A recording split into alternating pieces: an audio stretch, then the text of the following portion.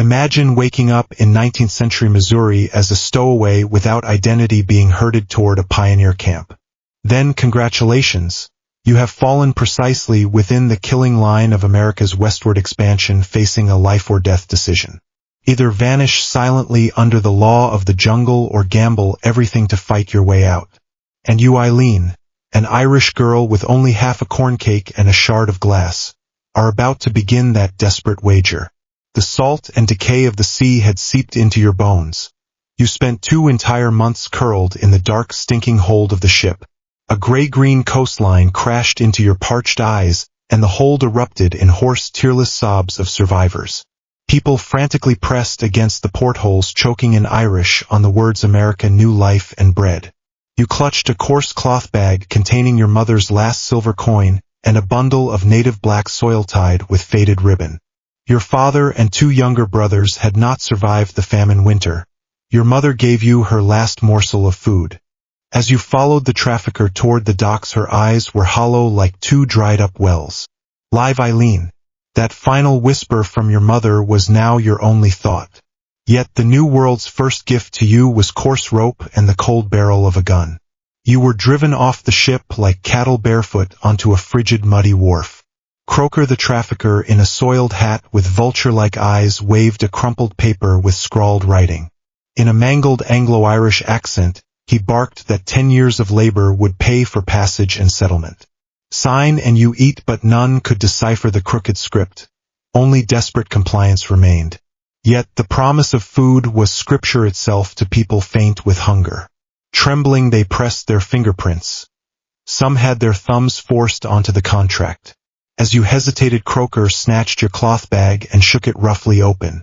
The coin clinked into his palm. The black soil of home scattered across the ground, shattering every memory. He weighed the coin with a sneer, pocketed it, and slammed the contract before you. Mark it. You lunged for the coin, your mother's last token, your only tangible connection to her. A boy beside you mumbled protest. A club struck his knee with a sickening crack. He fell screaming. Blows rained on his back and skull, each thud grinding the air to silence. Warm, sticky blood sprayed your skirt. Whimpers died into a stillness of pure terror. Croker kicked the motionless boy like a dead dog and growled, anyone else? Shaking, you pressed your fingerprint. A blurred stain like a drop of blood or a tear never shed. Then began the long overland trek, crammed into barred wagons jolting westward. Croker and his men rode ahead and behind, lashing the slow without mercy.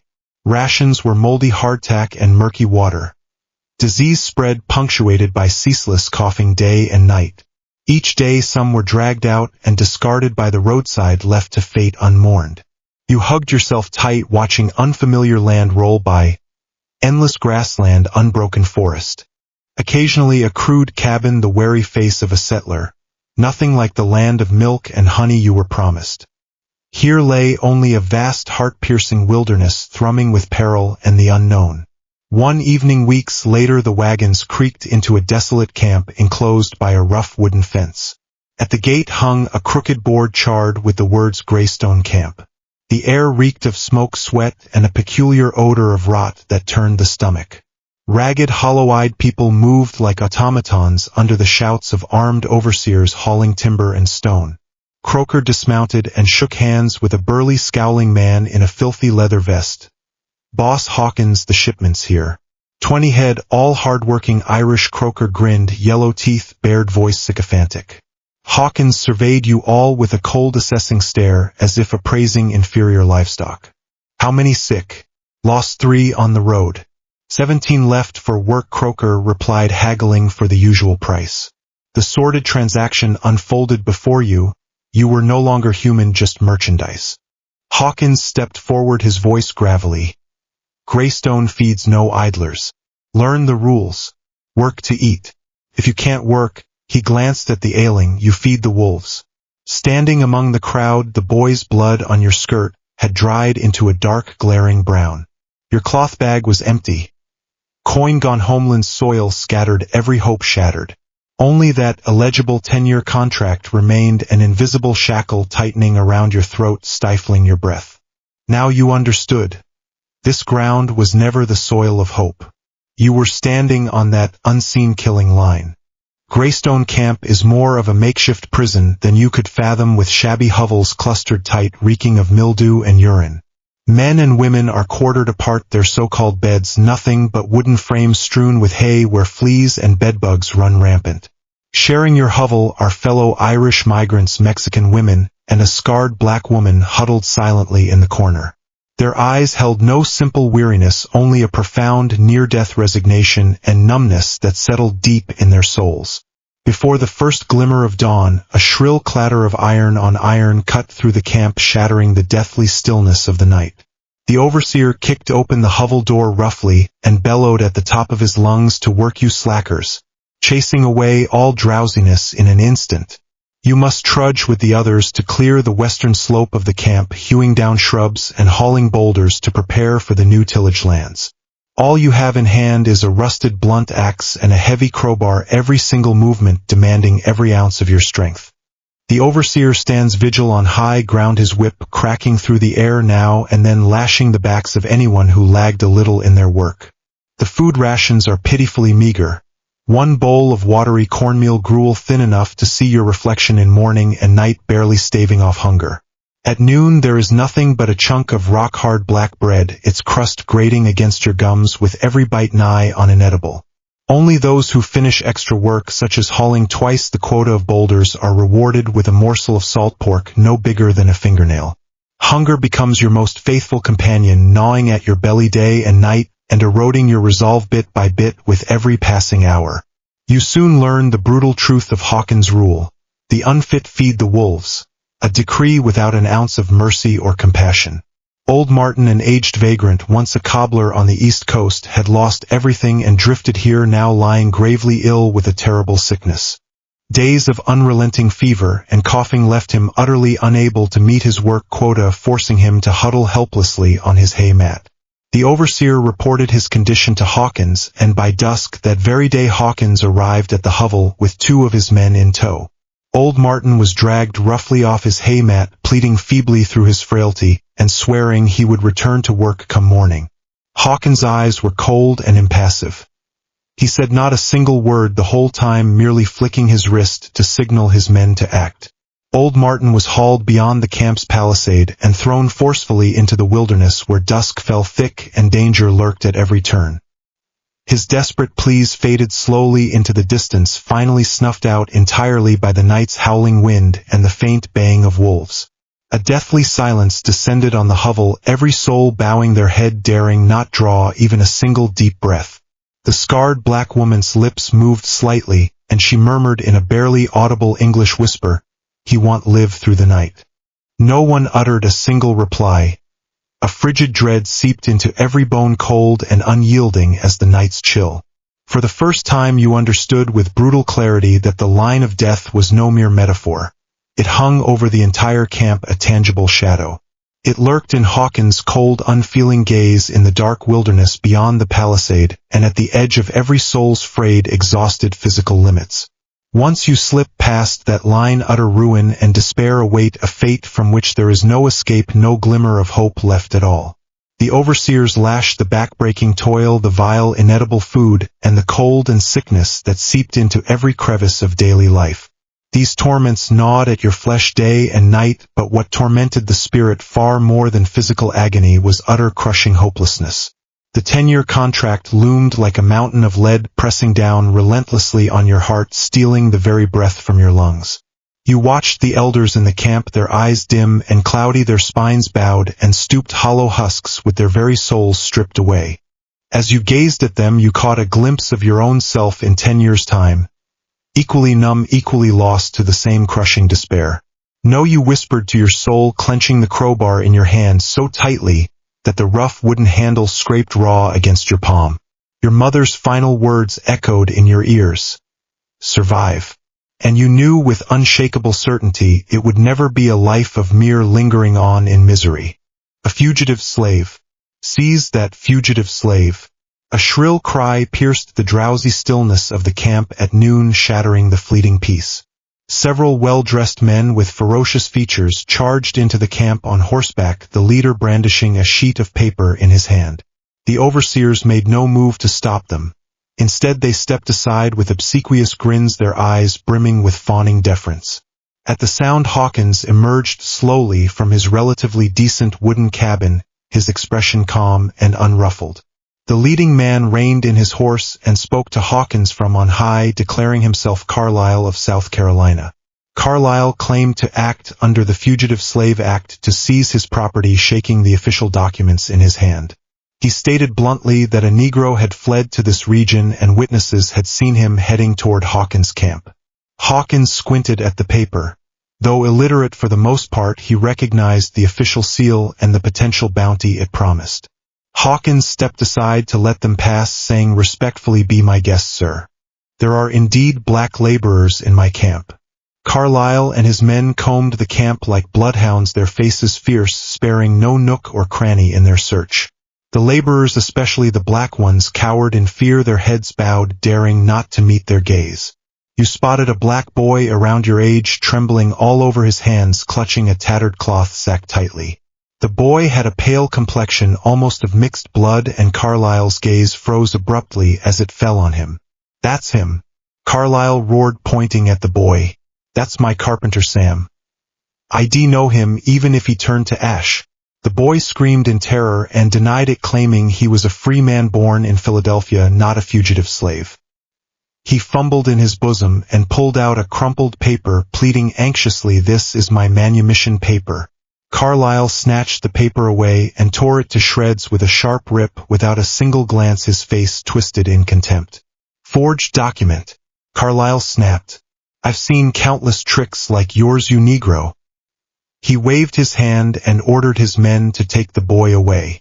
The boy struggled and screamed in despair, yet he was easily pinned down by two burly men and bound tight with thick rope. The boy looked around, his eyes filled with supplication, but no one dared to answer his plea for help. The overseers deliberately averted their eyes, and the other laborers stood rigid with fear, not daring to move an inch. Hawkins stepped forward and murmured a few words to Carlyle, who snorted and tossed a few coins to him. Hawkins weighed the coins in his palm, a satisfied look crossing his face, and slipped the money into his pocket casually. The entire capture was swift and brutal, and the carriage carrying the boy and Carlyle's gang rode off in triumph. Only a deathly silence lingered in the camp, along with the billowing dust kicked up by the horse hooves, which refused to settle for a long time. That night the air in the shanties hung unusually heavy and somber, so oppressive that it choked the breath from one's lungs. Hannah, the scarred black woman, wept silent tears all night long, her face etched with profound grief. You heard that the boy was no fugitive slave, but had been stranded here after his pioneer party was attacked while heading west. Left with no other choice, he had taken work with Hawkins, only to be struck by this unprovoked calamity and made a target of capture. The Fugitive Slave Act, Hannah muttered in a hoarse voice. She knew a little English, and her tone was steeped in sorrow. Hannah spoke slowly. "If they say you're a fugitive slave, then you are. There is no room for argument whatsoever. Without papers, or if your papers are lost, you will be cast into the abyss with no hope of ever rising again." She fixed you with a profound gaze and asked, "You Irish lads have no identity papers, do you? Did you sneak into this land?" You nodded silently, your reply a low murmur, your face clouded with gloom, your heart heavy with helplessness and dread. Hannah twitched her lips into a smile more bitter than tears, her eyes filled with utter despair. She went on, "They could just as easily call you a fugitive slave, and Hawkins would leap at the chance for that bounty. A cold chill crept up from the soles of your feet, more piercing and frigid than the bitter winter night wind. You knew full well that you might not only be cast aside when you could no longer work, but also falsely accused out of thin air. Once accused, you would be dragged off to a southern plantation, falling into an eternal abyss of endless darkness. The boundary of the line between life and death stretched further still. The shadow of the law and the fangs of the wilderness were equally deadly and terrifying. In the dead of night, by the faint glimmer of the moon, you quietly sharpened a hidden shard of broken glass. Its edge was rough yet razor-sharp, and when you clenched it in your hand, it sent a faint yet tangible prickle through your palm. This was your first weapon, your first feeble act of resistance against that invisible noose tightening around your neck. You had no idea if it would ever serve any purpose, but holding it gave you a faint sliver of a sense of control. Clutching that shard of glass, you felt as if you could grasp a wisp of hope from the boundless sea of fear that surrounded you. Spring at Greystone Camp was devoid of all vitality, only the oppressive stench of mud, decay, and death intertwined. Incessant rain had turned the camp into a quagmire. The shanties leaked, the hay mildewed, and coughs echoed day and night without cease. At first a few fell ill with vomiting and diarrhea, and the overseers, mistaking it for laziness, lashed them ever more fiercely with whips. Soon some suffered violent vomiting and severe dehydration, their eye sockets sunken, skin ashen, and stripped of its former suppleness. A raging fever spread like wildfire through the cramped, squalid shanties, an unstoppable blight upon them all. Hannah watched the sick being dragged away and uttered the dreadful word in a flat tone. Cholera. She had lived through such a horror before, where stagnant water bred swarms of flies. This catastrophe had long been foretold. Panic raged as fiercely as the plague itself. The overseers covered their mouths and noses with coarse cloth, keeping a deliberate distance from the laborers' quarters.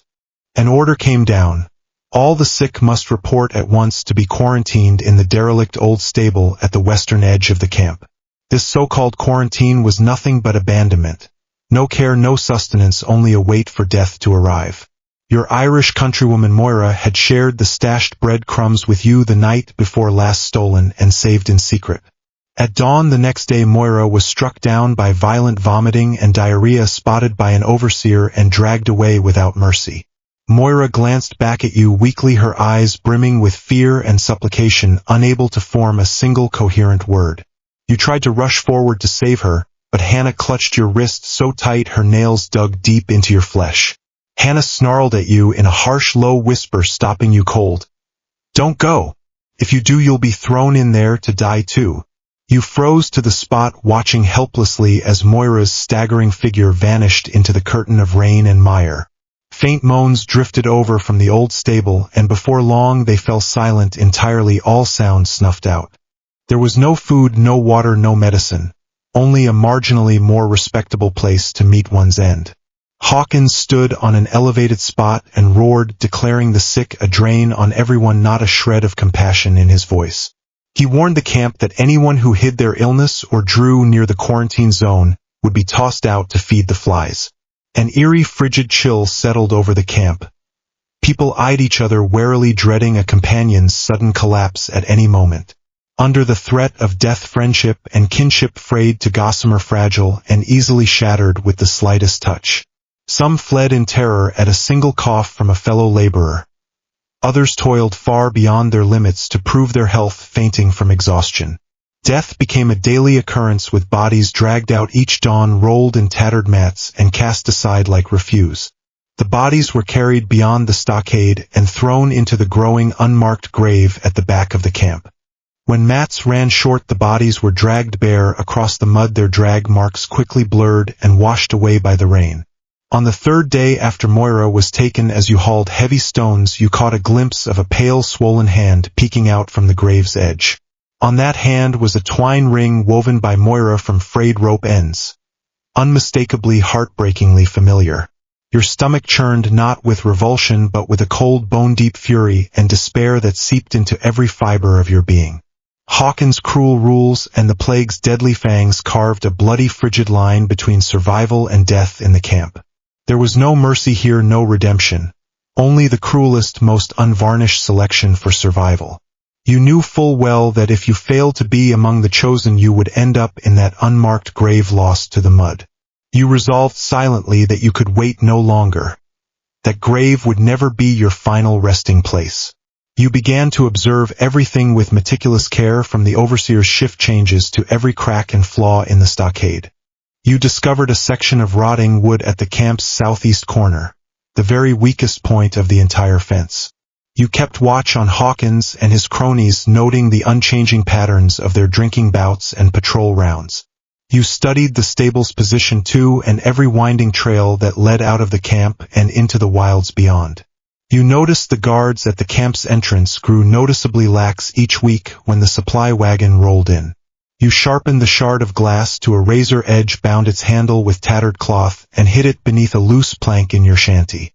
You saved every morsel of food, drying even the tiniest breadcrumbs and hiding them away, hoarding every scrap to build your strength. You forced yourself to swallow the insipid gritty corn mush that repulsed you, all for the strength to flee this living hell. You listened to every whispered conversation, piecing together a mental map of the wilderness, making silent, careful preparations for your escape in every way you could.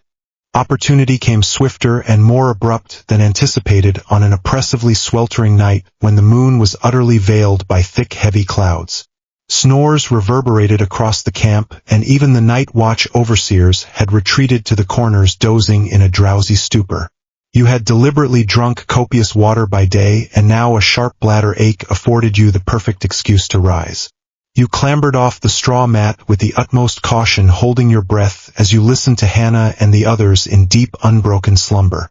Clutched in your bosom were 3 small crumbs of hard bread, a salted pork rind wrapped in tattered cloth, and the tightly bound shard of glass. You felt your way to the shanty's door and peered through a crack. The rain had ceased and the mire glimmered with faint starlight. The dying campfire at the camp center sputtered and shot out embers now and then, deepening the oppressive gloom of the night. 2 overseers leaned against a distant pile of supplies, their heads nodding in slumber, utterly unguarded and oblivious. Now is the moment. Your heart thundered in your chest, fearing any sound would rouse the entire camp. You brushed aside the tattered burlap, curtains softly slipped out sideways, and the frigid night air sent a sharp shiver coursing through your frame. You glided along the shadowed edges of the shanties, a frightened wildcat creeping toward the breach in the stockade at the southeast corner. The rotting wood let out a faint creak, a sound that rang in your ears like a clap of thunder. You froze in an instant, waiting what felt like an eternity, with nothing but the whisper of wind and chirp of insects in your ears. You drew a deep breath, pried the loose wooden slat apart with all your strength, and the gap was just wide enough for you to squeeze through. Rough splinters tore at your arms and ragged clothing, yet your mind was consumed by escape, and you felt not a single sting. This is the first step to freedom. You stumbled headlong into the darkness beyond the camp, daring not to glance back. You recalled a shallow gully carved by rain that you'd seen by day, one that seemed to wind toward a small river. Tom, the black stable hand, had mumbled once that following the river downstream might lead to a traitor's path. You ran stumbling through the dark, your trouser cuffs torn by brambles, sharp stones bruising your bare feet with every step. Your lungs burned with searing pain, yet a force forged from terror and elation drove you forward without cease. You ran on and on until the faint glimmer of the camp's fires vanished utterly behind the rolling hills at your back. The sky paled with the first light of dawn, and you at last found a small brook, its waters gurgling and glinting in the morning glow. You threw yourself to the brook's edge, drank greedily of the frigid water, then pulled out the breadcrumbs and pork rind to chew listlessly. You ached to replenish your strength, yet you had overestimated your stamina and grossly underestimated the wilds and the speed of the hunt. Days of near starvation and crippling tension had utterly drained your body, leaving you racked with exhaustion. When you set off again after a brief rest, your head spun, your steps were unsteady, and even your sense of direction grew muddled. You knew none of the plants here, could find no wild fruit to stave off hunger, and could only follow the brook aimlessly.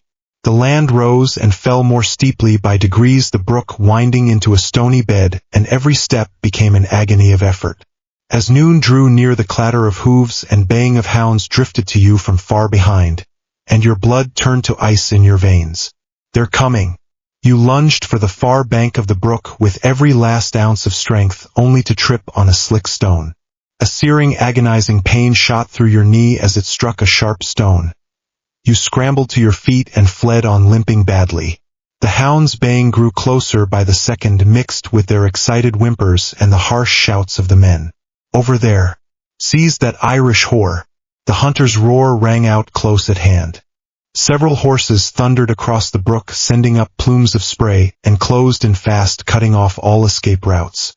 A massive hound launched itself at you, first bowling you over, its fetid saliva dripping down, its sharp fangs pressed to your throat. Calloused hands hauled you to your feet, Patrick and John Hawkins' most vicious overseers. Hawkins trotted over on his horse at a lazy pace, a cruel cat-and-mouse smile playing on his lips. "You run quite fast, don't you?"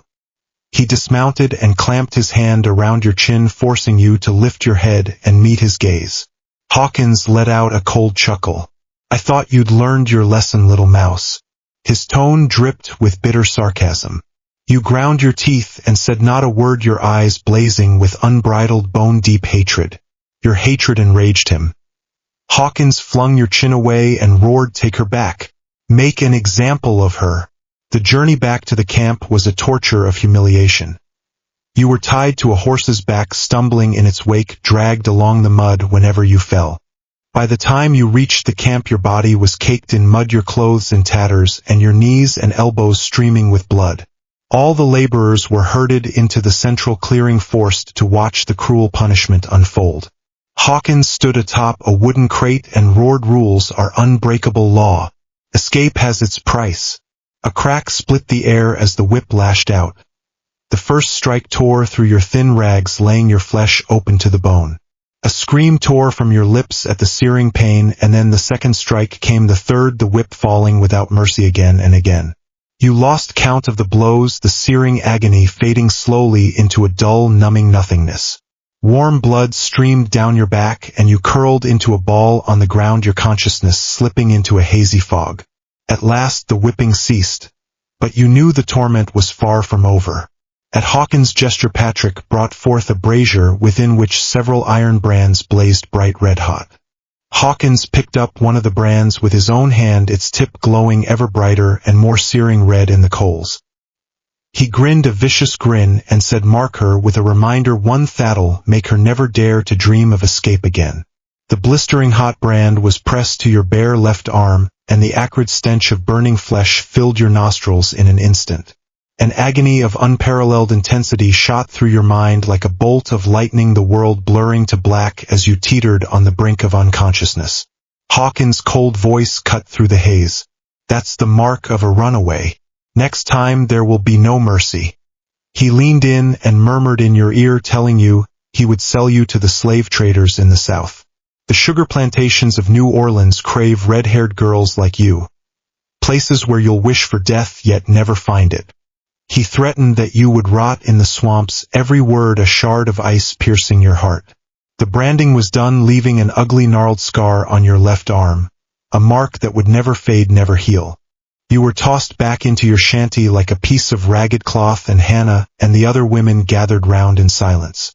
They dabbed at your wounds with cold water, pressing antiseptic wild leaves to the raw flesh, not a word spoken between them. Sympathy swam in their eyes, and beneath it the cold dread of seeing one's own fate mirrored. No one dared speak an extra word.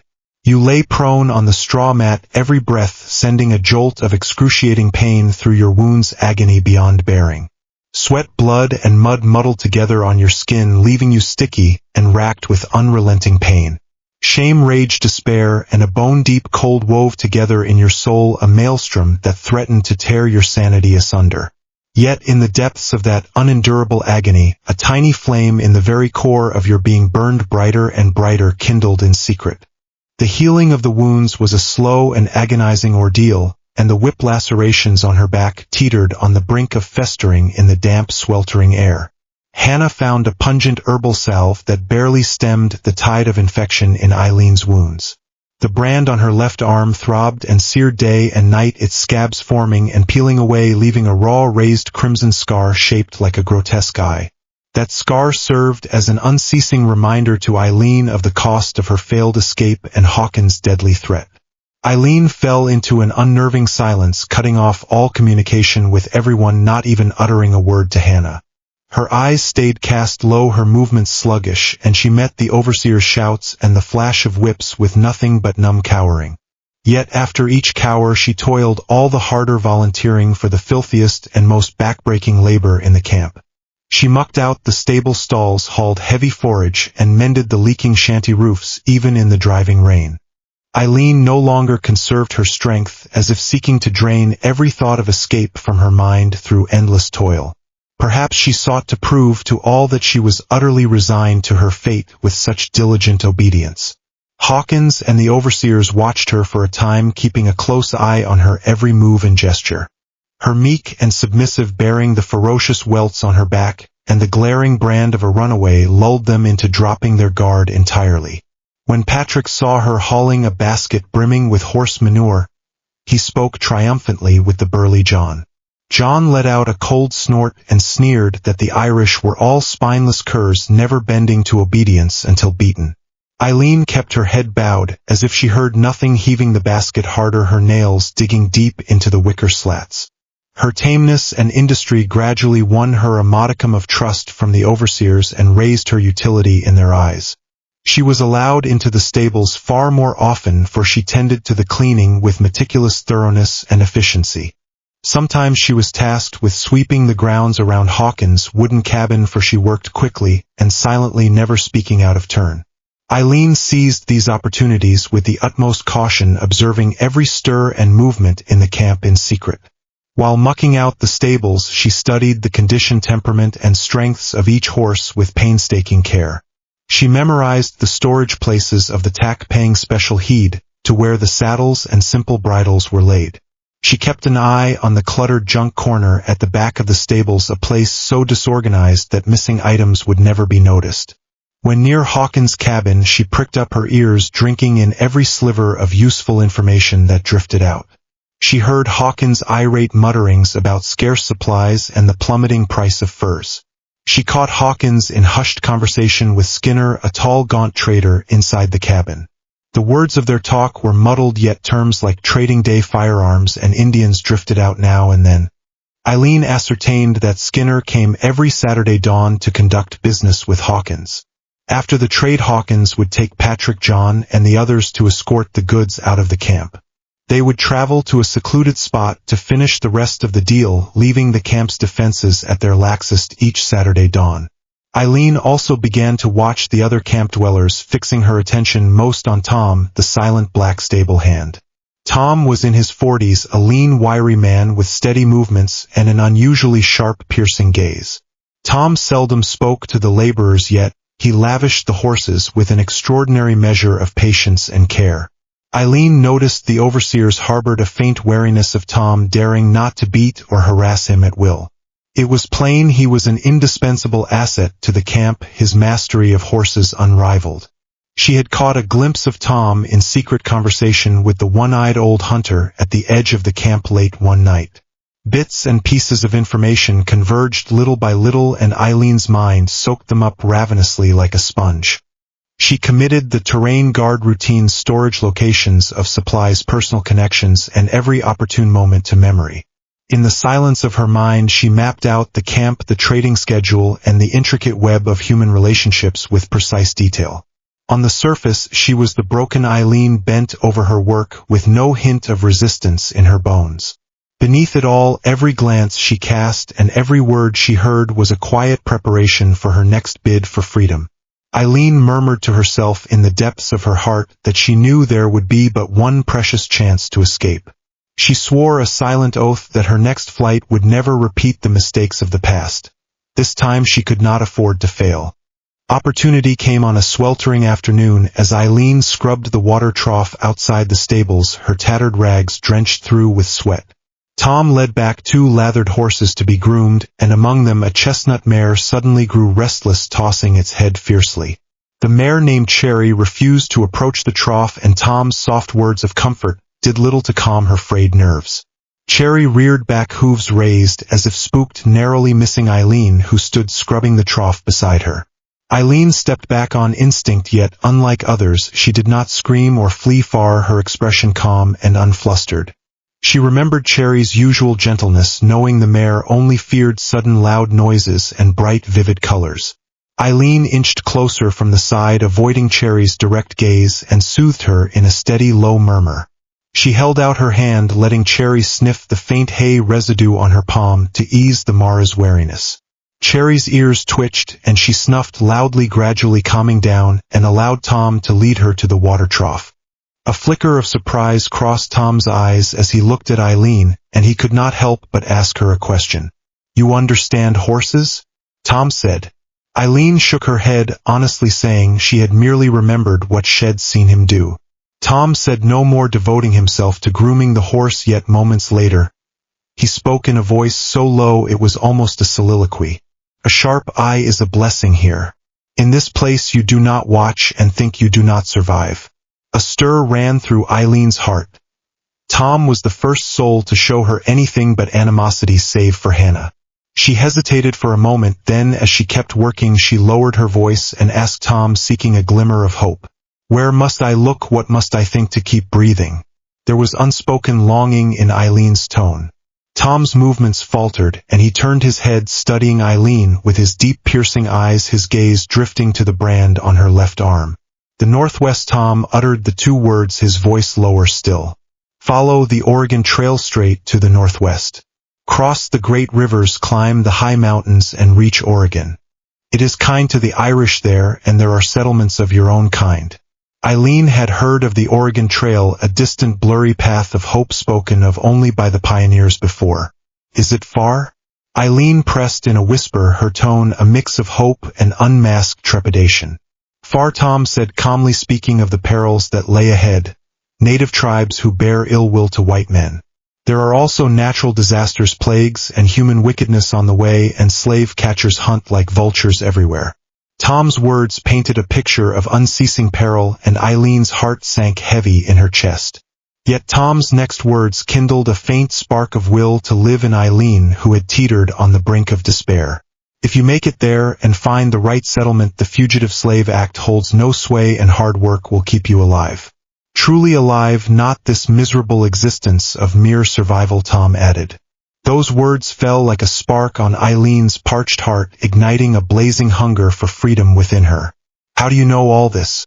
Eileen could not help but ask, curious as to why Tom knew this path so well. Tom fell silent for a long while, and when he had finished grooming and tethered the horses, he picked up his tools and walked toward the stable door. As he passed Eileen, he murmured in a breathy whisper, "Because I tried. I only failed." He did not pause his steps, and another words drifted back. "Watching horses and scrubbing troughs won't sustain you on the run. You need to learn to forage in the wild, read the land, outwit your pursuers, and protect yourself." That night Eileen tossed and turned restlessly on her straw mat, Tom's words echoing endlessly in her mind. She wondered if Tom might be a potential ally, and curious too about the failure he had spoken of, what it had looked like. Risk and opportunity wove together, and Eileen knew she had no retreat. To stand alone was to march straight to death. A few days later Eileen found her chance, spotting Tom alone at the back of the stables mending a tattered saddle. She pretended to search for a whetstone and inched closer, summoning up her courage to speak to Tom. "Can I help you with that?" Tom shot her a glance and said nothing, so Eileen lowered her voice again. "I want to learn. Learn how to survive in the wild." Tom stilled his hands, his eyes sharp as a hawk's, as he stared straight at Eileen and asked, "Why help me?" Eileen met his gaze, unflinchingly lifted her left arm, and bared the bright red brand of the runaway emblazoned on her skin. "I will not rot here nor be sold to the southern swamps. I want to take this gamble," Eileen said firmly. "I have watched you. You are not one of Hawkins' men. You want to leave too, do you not?" Eileen pressed. Tom's pupils constricted slightly, and he fell silent once more, a complex mix of emotions crossing his features. In the end Tom nodded ever so slightly, giving a silent assent to Eileen's plea. "Teach me," Eileen said, her voice unshakable. "In return I will do anything you ask of me." Tom glanced around to ensure they were alone, then whispered his order. "Come back here at this time tomorrow, bring a large cloth." He added, "If you hear the overseers speak of the Underground Railroad or see strange black men lingering, find a way to tell me." The Underground Railroad? The name stirred a faint memory in Eileen. Hannah had once spoken of it, of its work to help fugitive slaves. Eileen did not ask more questions, but nodded solemnly in agreement, and their alliance took root in secret. A fragile pact forged from a shared hunger to survive was sealed beside the filthy pile of junk at the back of the stables. Eileen knew this might be her only chance at life, the very starting point of her journey to freedom.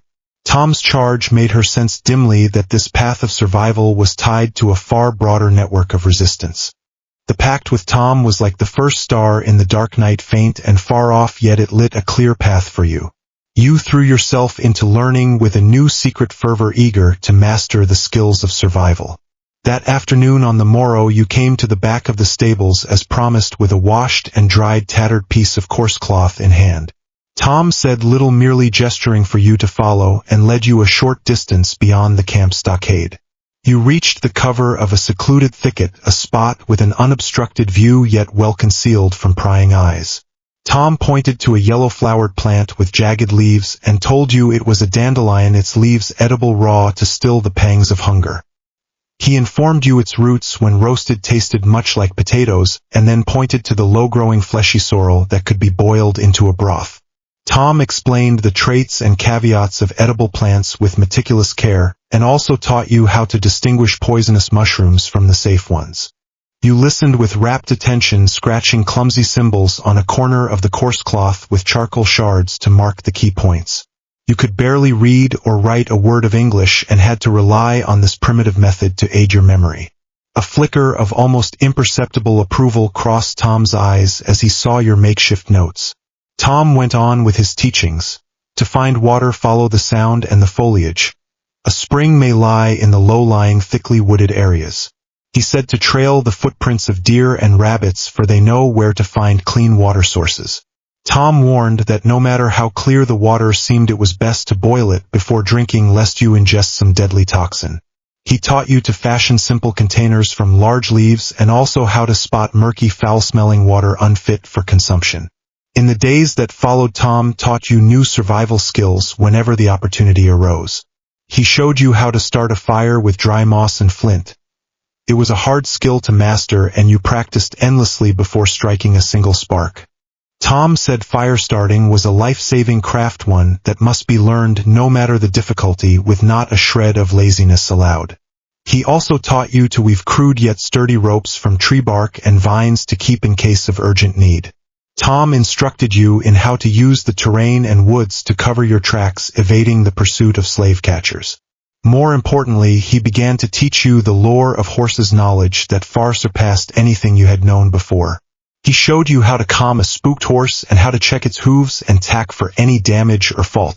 Tom taught you to judge a horse's weariness by the rhythm of its breath and the look in its eyes. He showed you how to preserve a horse's strength during long journeys to face the perils of the unknown road ahead. In the dead of night, when the stables were empty, he let you practice basic riding postures and rein handling skills in secret.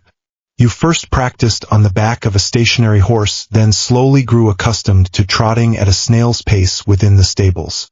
You tumbled and fell time and again, yet your resolve forced you to clamber back onto the horse and keep practicing time after time. Tom steadied you as you nearly slipped off, his voice low. Escape is not just about speed. You must know when to yield and when to persist.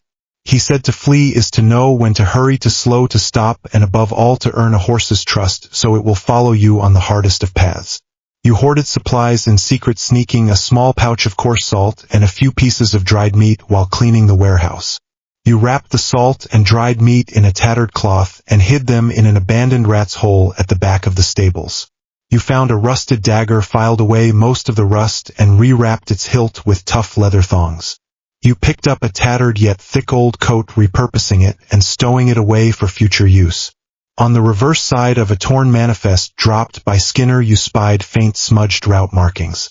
Drawing on your memory and the terrain knowledge Tom had taught you, you sketched a crude map on another corner of the coarse cloth.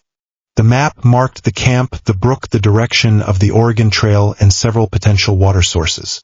Every bit of hoarding and every lesson learned laid another brick upon the parched rampart of your survival. The helplessness of being at another's mercy faded little by little, and you were no longer merely enduring suffering passively. You kept your promise to watch for talk of the Underground Railroad and overheard the drunken grumblings of the overseer Patrick. Patrick cursed and raged that another Negro had fled, certain that the men of the Underground Railroad had lent a hand. You drew near Hawkins' cabin by chance and heard him and Skinner arguing in low tones over the price of goods. You caught their words. The price of fugitive slaves was volatile thanks to the frequent actions of abolitionists in the North. At your next meeting with Tom, you told him these scattered snippets of information in the briefest of words. Tom merely nodded each time. He listened, his eyes growing deeper and sharper than before. A wordless, tacit understanding formed between you. He taught you to survive, and you supplied him with vital intelligence. It was a fragile, pragmatism-fueled trust between two souls struggling in the abyss of despair. Your obedience and diligence lulled Hawkins and the overseers into complacency, earning you the chance to help load the goods on Saturdays. This allowed you to observe the trading day's proceedings up close and see clearly the goods being bartered between Skinner and Hawkins. After the trade, Hawkins would lead his men to escort the goods away, leaving a mere 2 or 3 guards at the camp. A plan slowly took shape in your heart, fraught with peril, yet no longer a blind, impulsive urge. You knew the moment to act, the supplies you needed, and the dangers you might face, biding your time and gathering your strength in silence. The fragile equilibrium was easily shattered by the suspicion and malice festering within the camp. Pat, the fellow Irish youth who had sailed with you, had once been beaten for hoarding a biscuit in secret. You had once slipped Pat a sip of water, yet the hunger and despair of Greystone Camp had twisted his very soul. Pat grew obsessed with currying favor with the overseers, tattling on his fellows and preying on the weaker among them. He coveted Tom's work in the stables, seeing it as a cushy job monopolized by Tom alone. Witnessing you frequent the stables and Tom treating you with unusual regard, jealousy curdled in his heart. One evening, as you practiced flint fire starting at the back of the stables, Pat suddenly slunk out from the shadows. His eyes glinting with malice, Pat bared his yellowed teeth and demanded to know if you and Tom were plotting to escape. Your heart skipped a sharp beat, yet you forced a mask of numbness over your features, slowly tucking away the flint and tinder. You lied, claiming you were merely doing as Mr. Hawkins had ordered, cleaning the grounds around the stables. Pat snorted derisively and stepped close, his gaze flicking to where you'd hidden the flint, his tone unshakably certain. He said he'd watched you for days, accusing you of hurrying to the stables far too often, acting suspiciously. Pat pressed for the details of your plan, even offering to join in laying bare his true motives. He did not seek to expose you, but to claim a share of the escape chance, even to seize it for himself. You told him coldly you had no idea what he was talking about and turned to flee this trouble. Pat snatched your arm abruptly, his fingers closing tight right around the raw scar of your brand. The searing pain of the touch made you gasp in agony, yet you refused to utter a word of admission about the plan. A vicious glint flashed in Pat's eyes as he threatened to tell Hawkins you were colluding to steal the horses. He goaded you, asking who Hawkins would believe, his fellow Irishman or the two of you. His threat was a frigid splash of ice water to the heart, and you knew he would betray anyone for a scrap of profit. You knew that even if Hawkins did not believe him fully, he would clamp down with tighter surveillance, ruining all your preparations. You wrenched your hand free and stepped back, staring at his face contorted by greed and fear. You replied in cold, measured words, warning him that false tales would earn him punishment from Hawkins. You spoke of the fate of old Martin, and Pat's facial muscles twitched, clearly shaken by the reminder. Yet Pat's malice did not fade. It burned all the brighter, and he spat a threat before storming off. You watched him head for Hawkins' cabin, and a cold dread washed over you as you realized disaster was imminent. You found Tom at once, laying out Pat's threat in the briefest of words, holding nothing back. Tom's face darkened in an instant as he listened, well aware Pat might truly make good on his threat. Tom said gravely that they must prepare for the worst, and you forced a calm facade even as your fingers trembled. The escape plan had needed more time to be perfect, yet danger loomed large now. They might have to act early. Tom paused for a moment in quiet deliberation, his eyes sweeping the surroundings quickly, and whispered for you to act as usual that night. He told you that if Hawkins came to question them, they must deny everything to their last breath, insisting they'd only been working. Tom stressed that there was no tangible proof against them, and all their hidden supplies were far from their persons. He urged you repeatedly that no matter what happened, you must never admit to any extra contact between you two. You nodded hard, committing his words to memory, and endured the long night in a state of gnawing anxiety. By some fortune, Hawkins did not rouse his men and come for you and Tom that night. At dawn the next day, the clink of iron tools signaling the start of work had barely rung out when Hawkins led his men straight for the stables.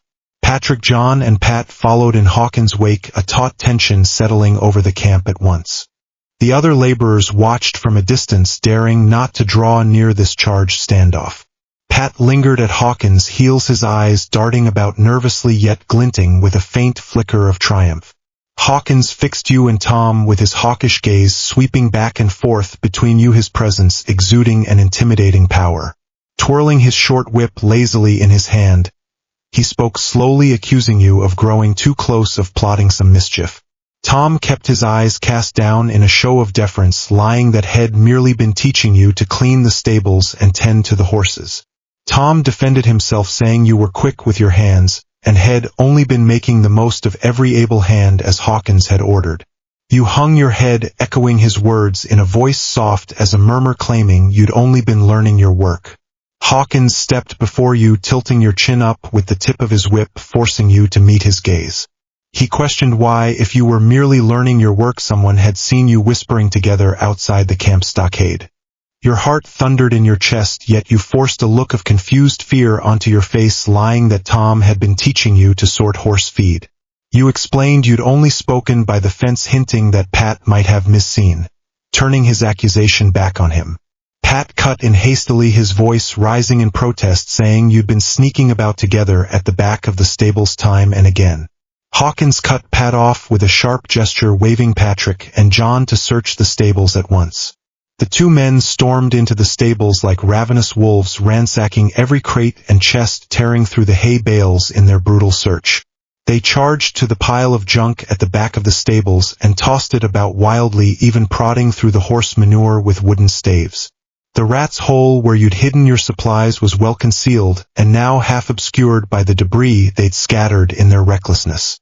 After a thorough search, the two men found nothing, not a single trace, and had to report back to Hawkins empty-handed. Hawkins' face clouded with anger. He abhorred such fruitless trouble, fearing it would disrupt his business. Tom spoke up at just the right moment, his tone calm, lying that he only wished to repay Hawkins' kindness with hard work. Tom reminded Hawkins of the brand on your arm, saying you knew full well the terrible fate of runaways. Hawkins stared at Tom for a long silent moment, then flicked his gaze to you, and to the red-faced, flustered Pat. He thought it foolish to doubt his most capable stable hand and a tamed laborer over Pat's unsubstantiated word alone. Hawkins sheathed his whip and snapped at Pat, warning him that he'd cut out his tongue if he dared spread idle gossip again. He ordered you reassigned from the stables to clear the rough, untamed ground to the east, forbidding you to go near the horses ever again. Hawkins punished Tom too, ordering him to keep a stricter watch on the horses, to hold his tongue, and cutting his feed rations in half. With the punishments laid down, Hawkins turned and led his men away, Pat slinking after them with his tail between his legs. The taut tension in your body unraveled at last, your back drenched through with cold sweat. The crisis had passed, for now, but the cost was steep. You'd lost your chance to draw near the horses and your hidden supplies. Tom had been implicated because of you, and both of you knew the escape plan had to be set in motion at once. Before the overseers dragged you away, Tom muttered a few words only you could hear, naming the time for the escape. He set the escape for dawn on the next trading day, Saturday, urging you that they could wait no longer. A sharp jolt of resolve shot through you, and you nodded hard, well aware that Pat's betrayal had hastened the pace of your escape. The preparations that had still needed perfecting were now forced to be condensed, the escape thrust to the brink of action. You knew that next Saturday would be make or break. Either you escaped to freedom or you lost your chance forever. In this desperate strait, a fiercer burn the boats resolve stirred within both you and Tom. In the days that followed, time seemed both stretched thin and condensed into a blur as you swung the scythe tirelessly day after day to clear the underbrush in the eastern clearing. The flick of the overseer's whip cut through the air time and again, and Pat's gaze on you brimmed with venom and unmasked guilt. You endured the raw blisters and tough calluses on your arms in silence, yet in the depths of your eyes lay an unyielding calm and sharp resolve you had never known. You seized every fleeting chance to observe, memorize, and strategize. Even barred from the stables, you mapped out the escape route in quiet deliberation. You committed to memory the path from the clearing to the woods at the rear, to skirt the shanty district, steer clear of the campfires, and melt into the shadows at every turn. You learned the guards' posted positions on trading day dawn by heart and noted the fleeting lulls in their patrol rounds without a single misstep. At the first faint glimmer of dawn on Saturday, the guards near the refuse slope on the camp's western edge were at their most lax and inattentive. Communication with Tom grew fraught with extreme peril and difficulty, allowing for nothing more than a quick glance or a single keyword exchanged in the split second of passing. The finer details of the escape rested solely on the tacit understanding you had forged and your separate secret preparations in the days prior. You watched Tom purposely let Cherry and Ash graze to their fill, and seen him sneak to inspect their horseshoes and oil the tack with care. You too polished your preparations. The crude cloth map was worn thin, its charcoal markings smudged from endless study, its every detail etched indelibly into your mind. You recited the skills of foraging, fire starting, and navigation over and over, drilling them into your memory, daring not to miss a single detail. You honed the rusted dagger again and again until even if its edge was not perfect, it felt solid and weighty in your grasp. You mended the ragged holes in the old coat with rough twine, doing all you could to make it a shield against the bitter cold of the wilderness. Betrayal, search, and reassignment had not dimmed your resolve to escape. Not in the least. It had only grown harder and more unshakable. The night before trading day was destined to be sleepless. Snores reverberated through the shanty, and Hannah's breathing was slow and steady beside you. Your eyes stayed wide open, gazing at the cold starlight filtering through the cracks in the roof, every single detail of the escape flashing through your mind in vivid clarity. The escape was set for Saturday dawn in the 2-hour window when Hawkins would lead his main men out of the camp. The route would lead from the eastern clearing across the western refuse slope to a rendezvous beneath the dead pine tree at the camp's rear. There were only 2 souls at the heart of this escape. You and Tom, who would secure the horses for the flight. You had prepared your supplies. The dagger, the cloth map, salt-dried meat, the old coat, and flint and tinder for fire. Tom's task was to ready Cherry and Ash along with food, water skins, an old blanket, and one vital unspoken item. Once reunited, you would gallop northwest using the early morning gloom and the cover of the woods to put as much distance as possible between you and the camp. Your ultimate goal was to find the Oregon Trail and follow it unceasingly toward the northwest, toward freedom. Contingency for early discovery. Abide rigidly by the timetable. If exposed, feign being lost or searching for tools and abandon the plan for the moment. Contingency for pursuit. Rely on Tom's intimate knowledge of the terrain and the speed of the horses, take the winding back trails and split up to confuse the pursuers if need be. Contingency for wilderness survival. Draw on the skills you had learned and the supplies you carried to find water and food and evade all manner of danger. Contingency for unknown bounty hunters. Stay hidden and detour when possible. If confrontation is unavoidable, signal that you are fugitives with no hostile intent. Contingency for injury or sickness. Use salt for basic disinfection and rely on herbal lore, sheer willpower, and each other's support to pull through the darkest of trials. You knew every step of the escape held unforeseen twists and turns, yet Pat's betrayal had left you with no retreat. None at all. Hawkins could ruin the plan at the merest hint of trouble, Pat's threat of further betrayal a sword of Damocles hanging over your head. Tom's feed rations had been halved, a stark reminder that Hawkins did not trust him completely, not by a long shot. You traced the brand on your left arm, gently the scar raised and taut in the night's chill. A wound and a relentless spur to keep going. Tomorrow would be the day of fate. Either you would break free into the light or fall into an even darker abyss of suffering. You buried your face in the straw mat, drawing in a deep breath of air thick with the mingled stench of mildew, sweat, and earth. You exhaled slowly, stilling the roiling storm in your heart, and waited in quiet resolve for the darkest hour before dawn to pass. The daylight of the final day trickled by in a tension so thick it bordered on stagnation. You swung the scythe mechanically, sweat streaming down your temples and stinging your eyes raw. Every faint rustle of the wind, every bark of a command from the overseers sent a sharp jolt through your heart. You forced your focus onto the underbrush before you, your peripheral vision locking onto the landmarks and route of the plan. During the midday rest you caught a distant glimpse of Tom hauling forage near the stables. His movements were steady and unhurried, and he adjusted the tethers of Ash and Cherry with a seeming casualness. He moved the horses close to the stable door and tied the halters with slipknots facing a precise direction. Your gazes met for a fleeting instant, no emotion crossing either face, yet you read the unyielding resolve in each other's eyes. You knew well that Tom too was making the final secret preparations for the escape. He had spoken of it vaguely once, of a thing he would prepare to buy time when the need arose. You did not press for details, placing complete trust in Tom's experience and judgment. When fetching water in the afternoon you purposely lagged at the back of the line, seizing the chance to act. As the overseer's attention was captured by a quarrel you dropped to your knees and darted close to the wellhead. From a crevice in the stone wellhead you fished out hemp rope soaked in tallow and a few scraps of cloth. The oiled rope would burn long and slow for torches or signals, the cloth scraps for crude trail markers. You tucked the items into your bosom with the utmost care and fell back in line to work as if nothing had happened. As you toiled you mentally rehearsed every possible mishap, pondering a countermeasure for each one. You preset a limit. If Tom failed to arrive with the horses at the rendezvous, you would wait no more than half an hour before setting off alone. Should the time pass, you would forge ahead by the map and your memory judging the limit by the sun's height in the sky. Tom had said he would leave a sign in case of misfortune. Snap a specific type of branch or arrange stones into an arrow.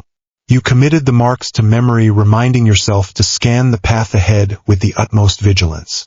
You had agreed that if separated, the new rendezvous would be the western bank of the river that spanned more than 10 paces wide on its northern stretch, marked by the tallest tree on the bank. If you failed to meet within 3 days, you would each head northwest alone. The ultimate goal for both was the Oregon Trail and the free settlements further north. Should your supplies be lost, you would find substitutes at once, the traits of edible plants etched firmly in your mind. You would track animal spoor and water sources, hoard your remaining supplies, and prioritize water above all else.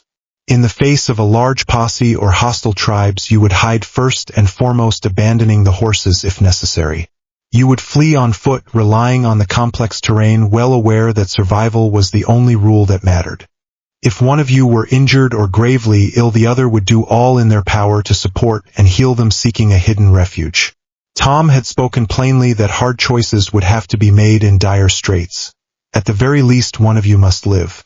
You understood the weight of those words, yet you could never bring yourself to envision such a desperate end. You murmured the contact code for the Underground Railroad, once more fearing you might misremember it in the crucial moment. When meeting a potential ally, you would speak the words. The wind of freedom blows from the north, and watch their reaction. Tom had warned you that the Underground Railroad was shadowed and cautious. You could not rely on it entirely. These imagined misfortunes hung like dark clouds over the faint glimmer of hope that was the escape. You knew plans unraveled easily in the wilderness in the heat of the hunt. Survival would depend on quick wits and hard-won skills. What would carry you forward too were your supplies, your will to live, and a flicker of sheer luck. When the evening whistle blared to signal the end of work, you blended into the weary crowd and walked toward the camp center. Hawkins stood before his cabin issuing instructions, his finger pointing to several bales of furs at his side. It seemed the trade would proceed as planned tomorrow. You hung your head and hastened toward the shanty district, daring not to linger. Supper was once more thin corn mush, and you forced it down, enduring the cramping in your stomach with gritted teeth. You needed to store every ounce of strength for the desperate escape tomorrow, the one with a slim chance of survival. Hannah scraped the last dregs of mush from her bowl into yours in silence and gave you a single deep look. In that gaze lay concern, worry, and a glimmer of knowing wish for good fortune, and it tightened your throat with emotion. You nodded hard, swallowing the warm gift, and etched that kindness deep into your heart to remember forever. As the night deepened, you lay down and checked the items hidden on your person for the last time. Tucked inside the lining of the old coat beneath the straw mat were your survival supplies, the dagger, the map, salt, dried meat, and more. These things pressed close to your body, cold yet solid, granting you a strange, unshakable sense of calm. Tomorrow you would no longer be Eileen, the helpless laborer at Greystone Camp, bound to the will of others. Tomorrow you would be a fugitive, a survivor running for your life on the razor's edge between life and death. On the eve of the trading day, time stretched thin amid the viscous darkness that clung to everything. All manner of sounds filled the shanty. Snores, muttered deliriums, each sharp enough to grate on the ear.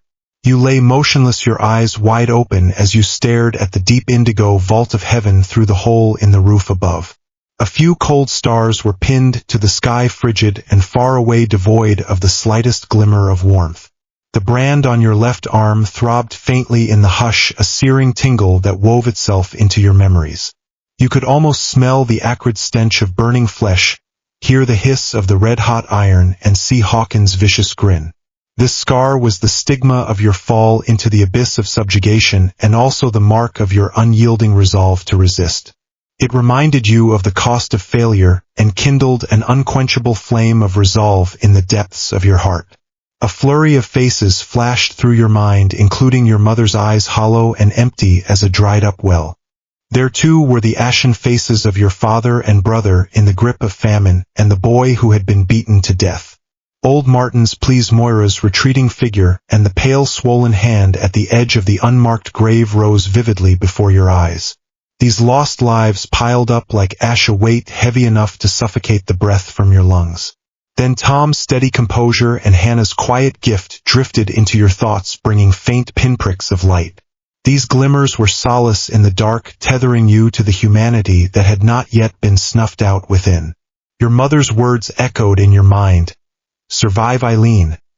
A solemn promise heavy with meaning. To survive was to honor the fallen, to grasp those glimmers of light, and to prove the strength that lay within you. You rose gently without a single sound. Hannah stirred in her sleep but did not wake. You pulled out the old coat from beneath the straw mat and wrapped it tight around you, checking the items hidden in its secret pockets.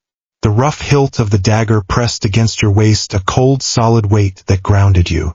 You cast one last look at the crowded, squalid shanty, a place filled with bitter memories of suffering. This had been the first cage of your new world, and yet it was also the starting point of your flight. From here you would set forth to fight for a future that you would hold in your own hands. The appointed hour drew near, and you slipped out of the shanty like a wraith melting into the darkness. The central campfire was reduced to dull red embers glowing like the weary eye of a beast.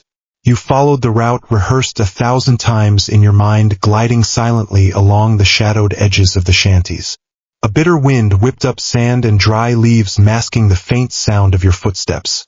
Your heart throbbed heavy in your chest, each beat a thrum of desperate longing to escape. Fear still lingered, yet it was held in check by a fierce, almost fevered focus. Your senses sharpened to a razor's edge, able to discern the whisper of the wind, the hoot of an owl, and the rough texture of the earth beneath your feet. You reached the edge of the eastern clearing and took cover behind a thick bramble bush. A faint pale gray glimmer streaked the eastern horizon. The overseer's shouts to rouse the camp would ring out soon. You did not wait for that moment, steadied your breath, and slipped toward the refuse slope on the western edge of the camp. The air reeked of filth here, yet the guards paced restlessly atop the slope, their attention wandering. As the guards turned to patrol the other way, you crossed the open ground like a shadow and burst into the woods. The cold air rushed to meet you, thick with the scent of pine needles and rotting leaves. By the growing glow of dawn you searched for the dead pine tree split open by lightning long ago. The dead pine loomed like a gnarled black giant at the edge of the woods, its branches twisted and menacing. You took cover behind another tree, holding your breath as you waited, every second stretching into an eternity. You could hear the rush of blood in your veins and the chirp of early birds waking in the trees. Faint hooves clattered from the direction of the camp stables, growing louder with every passing moment. You closed your hand tight around the dagger in your bosom and saw the shapes of 2 horses emerge from the morning mist. It was Cherry and Ash, with Tom leading them, packs slung over their backs. Tom scanned the surroundings warily, and his gaze locked onto you beside the dead pine in an instant. You joined each other in a heartbeat, no unnecessary words exchanged as Tom pressed a water skin and a small pouch into your hands. Inside the pouch were watercorn cakes, smoked meat, and a cold brass whistle. Tom instructed you to blow 3 long blasts on the whistle if you were in danger or separated. He said the sound might draw allies, but it could also lure danger, never to be used lightly. You took the whistle and nodded, tucking it away with your other most precious belongings. Tom swung himself onto Ash with effortless grace, gesturing for you to mount up, and said Cherry was steady as a rock. You grasped the reins, and the saddle took a deep breath, stepped into the stirrup, and swung yourself onto the horse's back. The saddle was a solid, tangible weight beneath you, and the horse's warm body seeped through your thin clothes. Cherry sensed your tension, snuffed softly, yet did not stir with the least restlessness. Tom glanced back toward the camp, where faint voices and the stir of activity already echoed through the mist. Tom uttered a low command. Go. Nudged Ash's flanks with his heels, and the horse darted forward first. You squeezed Cherry's flanks tight, and she followed at once, the 2 horses galloping deep into the heart of the woods. You raced toward the northwest, toward the uncharted wilderness, toward the Oregon Trail. Greystone Camp vanished behind the screen of trees, and ahead lay only morning mist and the rough, winding path of the wilds. The brand on your left arm warmed faintly against your skin, and this time you were not fleeing the lash or servitude. You were running toward a future that might be slim and uncertain, yet one filled with the promise of freedom and dignity. This breakout, born in the depths of despair, had officially begun in the glow of the rising dawn. Hooves clopped against the soft forest earth, sending forth muffled thuds that wove together with your ragged, heavy breaths. Tom led the way ahead, his figure weaving nimbly between the trees, as if he and Ash beneath him had blended as one. You followed close on his heels, straining to recall the feel of your practice, shifting your weight with Cherry's every rise and fall, your knuckles whitening around the reins. The morning mist clung like a frigid veil, coiling around the trunks and blurring your tracks, shrouding the entire woodland in its embrace. Yet this mist was a double-edged sword. It offered cover, yet clouded the sight, leaving the path ahead steeped in the unknown. You dared not ride too fast, lest the clatter of hooves carry far, nor risk slipping on the damp woodland earth and jagged stones. For the first half-hour all seemed smooth, save for the birds startled into flight and the small beasts darting across your path now and then. The camp was long left behind, and only the frantic thud of hearts and the clop of hooves thundered in your ears in the quiet of the dawn. A flicker of hope flared in you. Perhaps Hawkins was absorbed in the trade yet to notice your absence. Perhaps Patrick and John had left with him too, perhaps a lapse had occurred during the guard's shift change. Yet the shadow of Greystone Camp clung to you like a festering wound, never truly far from your side. You passed through a sparse birch wood, seeking to take an old rutted trail, faint and stretching westward, worn by wagon wheels. From the far southeast behind you an unusual clamor suddenly drifted on the wind, faint yet distinct. Not the usual bustle of the camp, but sharp, angry shouts and the thud of many hooves closing in on you fast. Tom reined Ash to a sudden halt, cocking his head and listening intently, his calm features darkening in an instant. "We're found! Faster than I thought!" he roared. "This way. No open road." He wrenched the horse's head hard and galloped into a narrow, overgrown side path beside the old trail, its weeds nearly swallowing it whole. Cherry followed hot on his heels, low-hanging branches lashing at your face and arms, leaving searing stings in their wake. You cast all caution of noise aside, urging the horses on, for all you were worth galloping madly along the rugged, vine-tangled path. The sound of the pursuit behind you did not fade but grew clearer still. Even the excited baying of hounds could be heard. "They've brought dogs," Tom shouted over his shoulder, his voice scattered by the rushing wind. "No straight line. Ash, this way." He urged his mount up a steep earthen bank, Ash rearing and clambering upward, loose stones and dirt tumbling down in a shower. You gritted your teeth, leaning low and pressing close to Cherry's neck, copying Tom's gesture to urge her forward. Cherry snuffed out heavy breaths, her hind legs pushing powerfully against the earth, hauling you up the crest of the bank with all her might. From the high ground you caught a fleeting glimpse of the pursuers, at least 5 riders led by Patrick and the burly John. With them were 2 or 3 armed overseers and a brown and black hound running at the fore, baying furiously at you. "Closer than we thought. Down the slope. Hold on tight," Tom yelled, galloping first down the even steeper slope on the other side. It was a near-mad plunge, the horse's hooves slipping several times. You clung to Cherry's neck for dear life, daring not loosen your grip. Your innards felt as if they would jolt free of your body, and at the bottom of the slope lay a dry riverbed strewn with jagged boulders. "Into the bed. Run over the stones. They'll muddle the scent." Tom's voice was hoarse from the frantic gallop. You burst into the dry riverbed, hooves clattering against pebbles and boulders alike, sending forth a harsh jumbled din, the jolting growing even worse. Yet Tom's ploy seemed to work. The hound's baying grew hesitant and confused at the mouth of the riverbed. You wove your way through the bed for nearly a quarter of an hour, and the sound of the pursuit behind you seemed to stretch a little thinner. But the horse's strength was fading fast. Ash and Cherry's nostrils foamed, their coats drenched in sweat from head to hoof. Tom scanned his surroundings, pointing to a dark gaping cave mouth, half concealed by thick brush on one side of the riverbed. "A cave. Hide in there, let the horses catch their breath." You hauled the weary horses up the riverbank with all your strength. The 2 of you and the horses squeezed through the narrow cave mouth, barely wide enough for one rider and their mount at a time. The cave was dim and damp, thick with the acrid stench of moss and wild animal dens, yet deep enough to hide you well. You led the horses to the farthest reaches of the cave, clapping a hand over their muzzles to force them into silence. Then the 2 of you held your breath, pressing tight against the rock face just inside the mouth, listening warily for any sound without. The noise of the pursuit drew near, the hounds baying echoing through the empty riverbed, sharp with frustration. You heard Patrick's furious curses. "Damn it! The scent's gone. Split up and search. They can't have gone far. Mr. Hawkins said bring him back alive and there's a fat reward for it." The clatter of hooves spread out across the riverbed. Some men tried to climb the bank, the rustle of brush being pushed aside sounding perilously close. Your heart threatened to burst from your throat, your palms slick with cold sweat, the knuckles of your hand clamped around the dagger, white with strain. Tom stood motionless as a stone statue, only his sharp eyes fixed on the thin sliver of daylight filtering through the cave mouth. Time ticked by sluggishly, every second of the wait a torturous ordeal. The sound of the search drifted near and far. Once an overseer's footsteps lingered for a moment right by the brush outside the cave mouth. His heavy breathing was clear as day.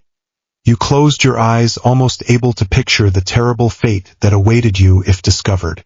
Yet Lady Luck seemed to smile faintly on the 2 of you fugitives this once. The overseer muttered a curse, "What godforsaken place," and then his footsteps faded away until they could be heard no more. After what felt like an eternity, all sound of the search outside died away completely. Only the mournful wail of the wind through the riverbed and the occasional cry of an unknown bird in the distance broke the silence. Tom exhaled a long, slow breath, his body relaxing a little, yet his eyes remaining sharp with unyielding vigilance. They may still search the vicinity, but not for long.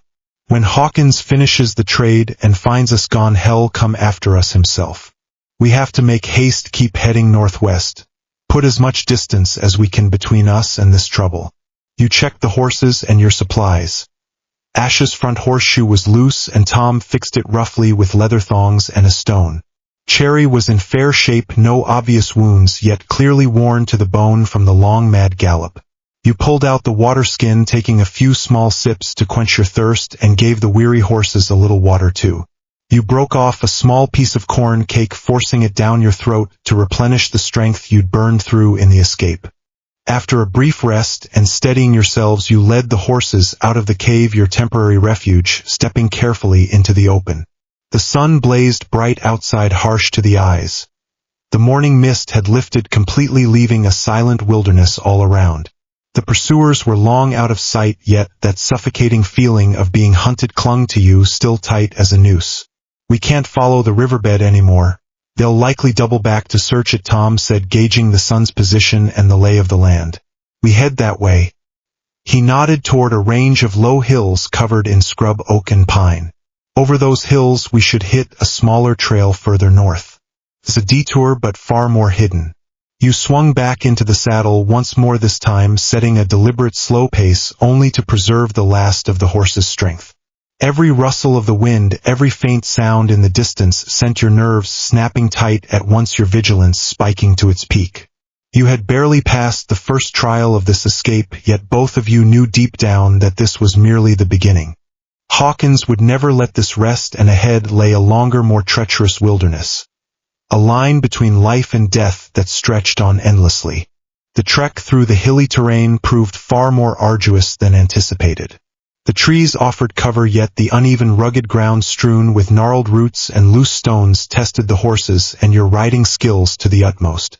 Guided by an uncanny instinct for direction and the lay of the land, Tom led you through the trackless woodland with sure footing. You kept to the shaded, dense thickets, cutting the chance of being spotted by distant pursuers to a minimum. The entire afternoon slipped by in a tense, silent march, not a moment of rest dared to be taken.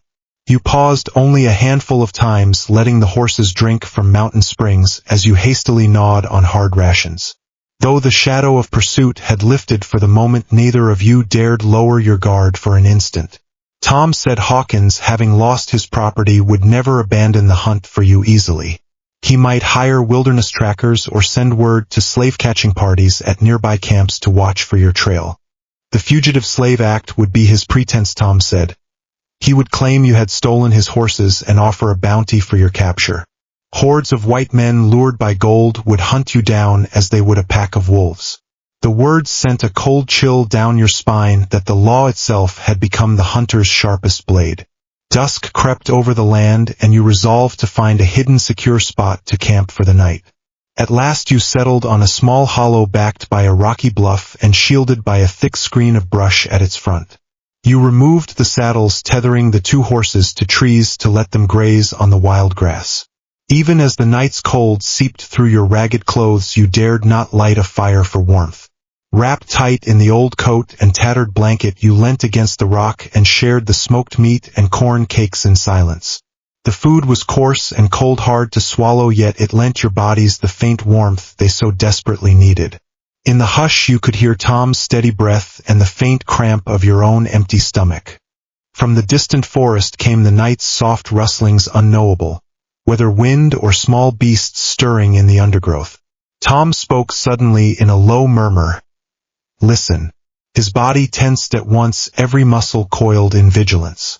You held your breath, instantly straining your ears to catch every sound around you. Beyond the whisper of wind and leaves there came the faint scuff of many bare feet on soft earth. And odd low whistles, broken and intermittent, drifting from the dense woods to your front and side. Tom's face clouded with gravity. He motioned for you to stay silent, inching slowly to the brush to peer out. You could see nothing of the outside, yet you could feel the rigid tension in Tom's frame as clear as day. Tom slipped back into the hollow without a sound, his face pale in the fading twilight. He spoke in a breathless whisper. Sioux warriors out there, at least a dozen of them with bows and spears. You must have strayed unwittingly into their hunting grounds or the border of their territory. You knew of the Sioux. Pioneers and overseers spoke of them with unbridled fear in their voices. The Sioux were the mightiest native tribe of these lands, fierce warriors who guarded their home with unyielding resolve. They bore bitter enmity toward the white pioneers pushing west and raided wagon trains and isolated camps without mercy. For fugitives such as you, capture by the Sioux would mean an uncertain fate, one of great peril. You asked Tom what to do in a hushed voice, cold sweat soaking your back in an instant. With white pursuers at your heels and the Sioux lying in wait ahead, you were caught in a deadly pinch. Tom scanned the surroundings and said you must not move. The Sioux seemed to be searching or on a routine patrol. He prayed they had not caught the scent of you or the horses. Tom's hand closed around the short-handled hatchet at his waist. If they came close, he said, all you could do was pray. You huddled in the shadows, motionless, your breaths held to the faintest whisper. The sounds outside drew nearer, the rhythmic tread of footsteps right at the edge of the hollow. You could hear their low, unfamiliar speech and the faint clink of their weapons as they moved. Time stretched into an agony of waiting, every heartbeat a drumbeat hammering at your frayed nerves. You closed your hand around the brass whistle in your bosom, then let it fall, unsure what horrors or hope its sound might summon. An eternity seemed to pass before the sounds outside faded, then vanished entirely into the depths of the wood. You waited a while longer until only the sounds of the wild remained before Tom finally relaxed his tense frame. Tom said the Sioux were gone, but you could not linger. This spot was far too exposed. You must leave at once, heading further west to circle around the heart of the Sioux lands. You slung the saddles back on the horses and packed your gear in a frenzy, pressing on with your desperate flight into the night. This escape meant fleeing two threats now: the white hunters at your back and the wrath of the Sioux all around. The fangs of the wilderness gleamed cold and menacing in the moonlight. The grim face of the line between life and death laid bare once more. Your unwitting trespass into Sioux territory had woven new peril and uncertainty into the already treacherous path of your escape. Your attempt to circle around Sioux territory was declared a failure at dawn the next day. You picked your way cautiously through the pre-dawn gloom, sticking to the sparsely wooded stretches of land. Tom adjusted your course by memory and the stars, seeking to veer further westward.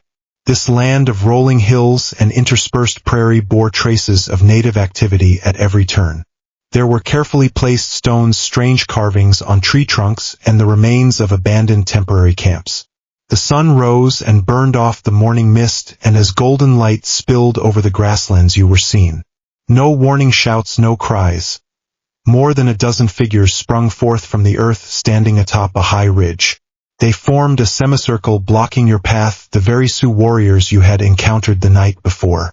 In the sunlight, their faces painted with red and yellow streaks, their heads adorned with eagle feather headdresses, were clear to see. Clad in deerskin garments and wielding longbows and spears, they stared down at you with gazes as sharp as hawks. The air congealed in an instant. Ash and Cherry snuffed restlessly, stamping their hooves and stepping back. Your blood turned to ice, your hands rigid around the reins, despair flooding your heart. Escape was impossible in the open. Their arrows could bring you down with effortless ease. Fighting back meant certain defeat, the gulf between your numbers and weapons an unbridgeable chasm. Tom drew a deep breath and made a move that took you completely by surprise. He slid his hatchet back into his belt, slowly raised his hands above his head, and turned his palms outward. A gesture to signal unarmed, unhostile intent. A plea for understanding. He addressed the Sioux warriors on the ridge, speaking an odd litany of syllables in a slow, clear tone. You could not comprehend the words, yet you felt in them a greeting and explanation. The warrior who stood as chieftain raised a hand, and two young warriors at his side immediately knocked their arrows and drew their bows. The arrowheads glinted cold in the sunlight, aimed straight at you in the heart of the grassland. Tom spoke on in that steady tone, yet the bulging veins in his neck betrayed his unspoken tension. He uttered a few more words, gestured to himself, to you, then toward the path you had come from. He made gestures of binding and flogging, then rolled up his sleeve to reveal the old scars on his arm. The scars were plain to see, unmistakable marks left by the lash of a whip. He motioned to you, and you gritted your teeth, slowly raising your hands to match his gesture. You pulled up the sleeve of your left arm, bearing the bright red, gnarled brand of the runaway to the sunlight. The brand blazed fiercely in the morning light, and the Sioux warriors watched in silence. Their gazes swept over your scars and brand, your tattered clothes, your weary faces. The raw, predatory hostility in their eyes ebbed slightly, replaced by cold scrutiny and appraisal. Tom spoke on, his words slower, still interspersed with more gestural cues to lend meaning. He pointed northwest and made a gesture of walking and supplication, then turned southeast and motioned with repulsion and abhorrence. He was telling them, you had fled the yoke of white oppression, seeking only to survive in the Northwest. Time ticked by in an agonizing tension that threatened to snap every moment, a torment. The chieftain's gaze lingered long on your brand, then he fixed Tom with a deep, searching look. At last the chieftain spoke, his voice deep and resonant, a single phrase in the Sioux tongue. The young warrior at his side translated in stilted English. The mark of the iron. The young warrior followed with a question. Do the white men treat their own cattle with such cruelty? Tom replied with a bitter edge. To men like us they do not see human beings. The chieftain fell silent once more, then murmured a few words to the warriors beside him. The two bowmen slowly lowered their weapons, the hostility in their bearing fading noticeably. The chieftain urged his horse down the ridge, coming to a halt a short distance before you. His gaze remained sharp, yet stripped of most of its murderous intent, leaving only cold scrutiny. He studied your brand and Tom closely, then spoke a few more words to the translator. The translator said, "The chieftain has seen many black fugitives with chains and whip marks flee north. He has also seen his own Sioux people driven out and killed by the white men. The marks of oppression are all crimes." After a moment's deliberation, the chieftain said, "You are not like the lying pioneers or slave catchers. You may leave our lands, but you must go at once by the direction the sun sets." The chieftain warned, "Do not turn back, do not linger, and dare not draw near our villages or hunting grounds. A reprieve from the brink of death." You could barely believe it, a warm rush of emotion welling up in your eyes unbidden. A tangle of gratitude, relief, and utter exhaustion, the feelings impossible to contain. Tom nodded solemnly, spoke a word of thanks in the Sioux tongue, and raised his hands again in a gesture of deference. The chieftain flicked his head in a slight nod, said no more, and wheeled his horse around to leave. He paused as if remembering something and motioned for one of the warriors at his side to step forward. The warrior pulled 2 roasted corn cakes and a deer-hide map from a leather pouch slung at his hip. He held out the items, and the translator immediately explained their purpose. The translator said, "The corn cakes are for your journey. The map marks the safe path out of our lands. Follow the river that bends 3 times. At the 3rd bend, turn north and you will find the Buffalo Trail. Follow the Buffalo Trail west and you will avoid our hunting grounds, our patrols, and the canyon where the slave catchers lurk." Tom took the food and map with a solemn hand, offering his thanks to the Sioux warriors once more. The Sioux warriors melted back into the woods behind the ridge as swiftly and silently as they had appeared. Only you, Tom, and the 2 horses remained on the grassland, the sun warm on your skin, a soft breeze stirring the air. The heart-stopping crisis of life and death just past felt like a fleeting, unreal dream. You stared at the warm corn cakes in your hand, the simple, earthy scent of grain filling your nostrils. The lines and markings on the deer-hide map were utterly unintelligible to you, like a foreign script.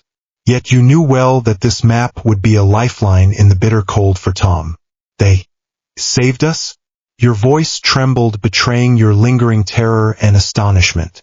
Tom stowed the map away, his gaze complex as he looked toward the woods where the Sioux warriors had vanished. He said, "They have given you a path to live. They can tell the difference between the true enemy and the victim." Tom spoke in a grave tone, a warning. "Eileen, remember this moment. Good and evil know no bounds of skin or birth." Daring not to linger a moment longer, you set off westward at once, following the map's directions. With a clear path in hand, a profound sense of reflection settled in your heart. In the depths of despair, an unexpected flicker of kindness could shine so brightly. A light bright enough to pierce the thickest darkness of the line between life and death, to illuminate the road ahead. Yet you could not have known that another crueler shadow, one all too familiar, awaited you just beyond the horizon. Following the guidance of the Sioux deer-hide map, you traveled smoothly along the river that curved 3 times. The map proved astonishingly accurate. On the afternoon of the 3rd day, you turned north at the 3rd bend and found the ancient Buffalo Trail. Westward along the trail, the land opened up gradually, and the faint outline of rolling Indigo Mountains could be seen in the far distance. Tom said they might be the southern spurs of the Rocky Mountains, and crossing them would mean entering the true heart of the Oregon Trail. Hope had never beckoned so vividly ahead, and the days of toil and tension suddenly seemed bearable. You lingered a little longer by a clear pond, letting the horses drink their fill, washing your face and eating half a corn cake. The sun shone bright and the wind carried the scent of grass and wildflowers, yet the specter of Greystone Camp lingered still, never far away. As you remounted, ready to head west, a flurry of urgent clattering hooves came from a bend up ahead. The sound told of many riders moving fast. Tom's face darkened and he waved sharply for you to dismount and take cover. You led Ash and Cherry behind a thick stand of juniper bushes by the trail, and no sooner had you hidden them than a band of men burst around the bend. They were neither Sioux nor ordinary pioneers, their bearing sharp with malice and ferocity. 6 white men on sturdy horses, their clothes a motley mix, their faces cruel, their auras brutal and unyielding. You would never mistake the man leading them, Carlyle, the slave catcher who had seized the black boy at Greystone Camp. Several of his men beside him looked familiar, faces you had seen that fateful day at the camp. They were travel-worn, yet their eyes glinted with the excited greed of hunters closing in on prey. A heavy-jowled brute cursed, his gaze sweeping the trail. Look at the hoof prints. Fresh and more than one horse. Carlyle reined in his horse and scanned the surroundings, barking in order to search. Fugitives or horse thieves most likely. There's a bounty for their capture. The trackers spread out, combing the bushes and low ground on either side of the trail with careful scrutiny. You and Tom held your breath, pressing tight against the cold juniper boughs, daring not make a single sound. Ash sensed danger, stamping a hoof restlessly. Tom grabbed his reins in a vice-like grip at once. One tracker strode toward the bush where you hid, a short rifle raised and ready in his hands. No time left. Tom shot you a glance, no hesitation in his eyes, only unflinching resolve. Tom spoke in a frantic low murmur. Head northwest along the Buffalo Trail, don't look back, remember the Underground Railroad code. Before you could react, Tom drew a deep breath, burst from the other side of the bush, and shouted curses to draw their attention. Tom's sudden appearance snared the focus of every tracker in an instant. Carlyle grinned a vicious grin and yelled, "The Negro's there! A stray fish after all! Surround him!"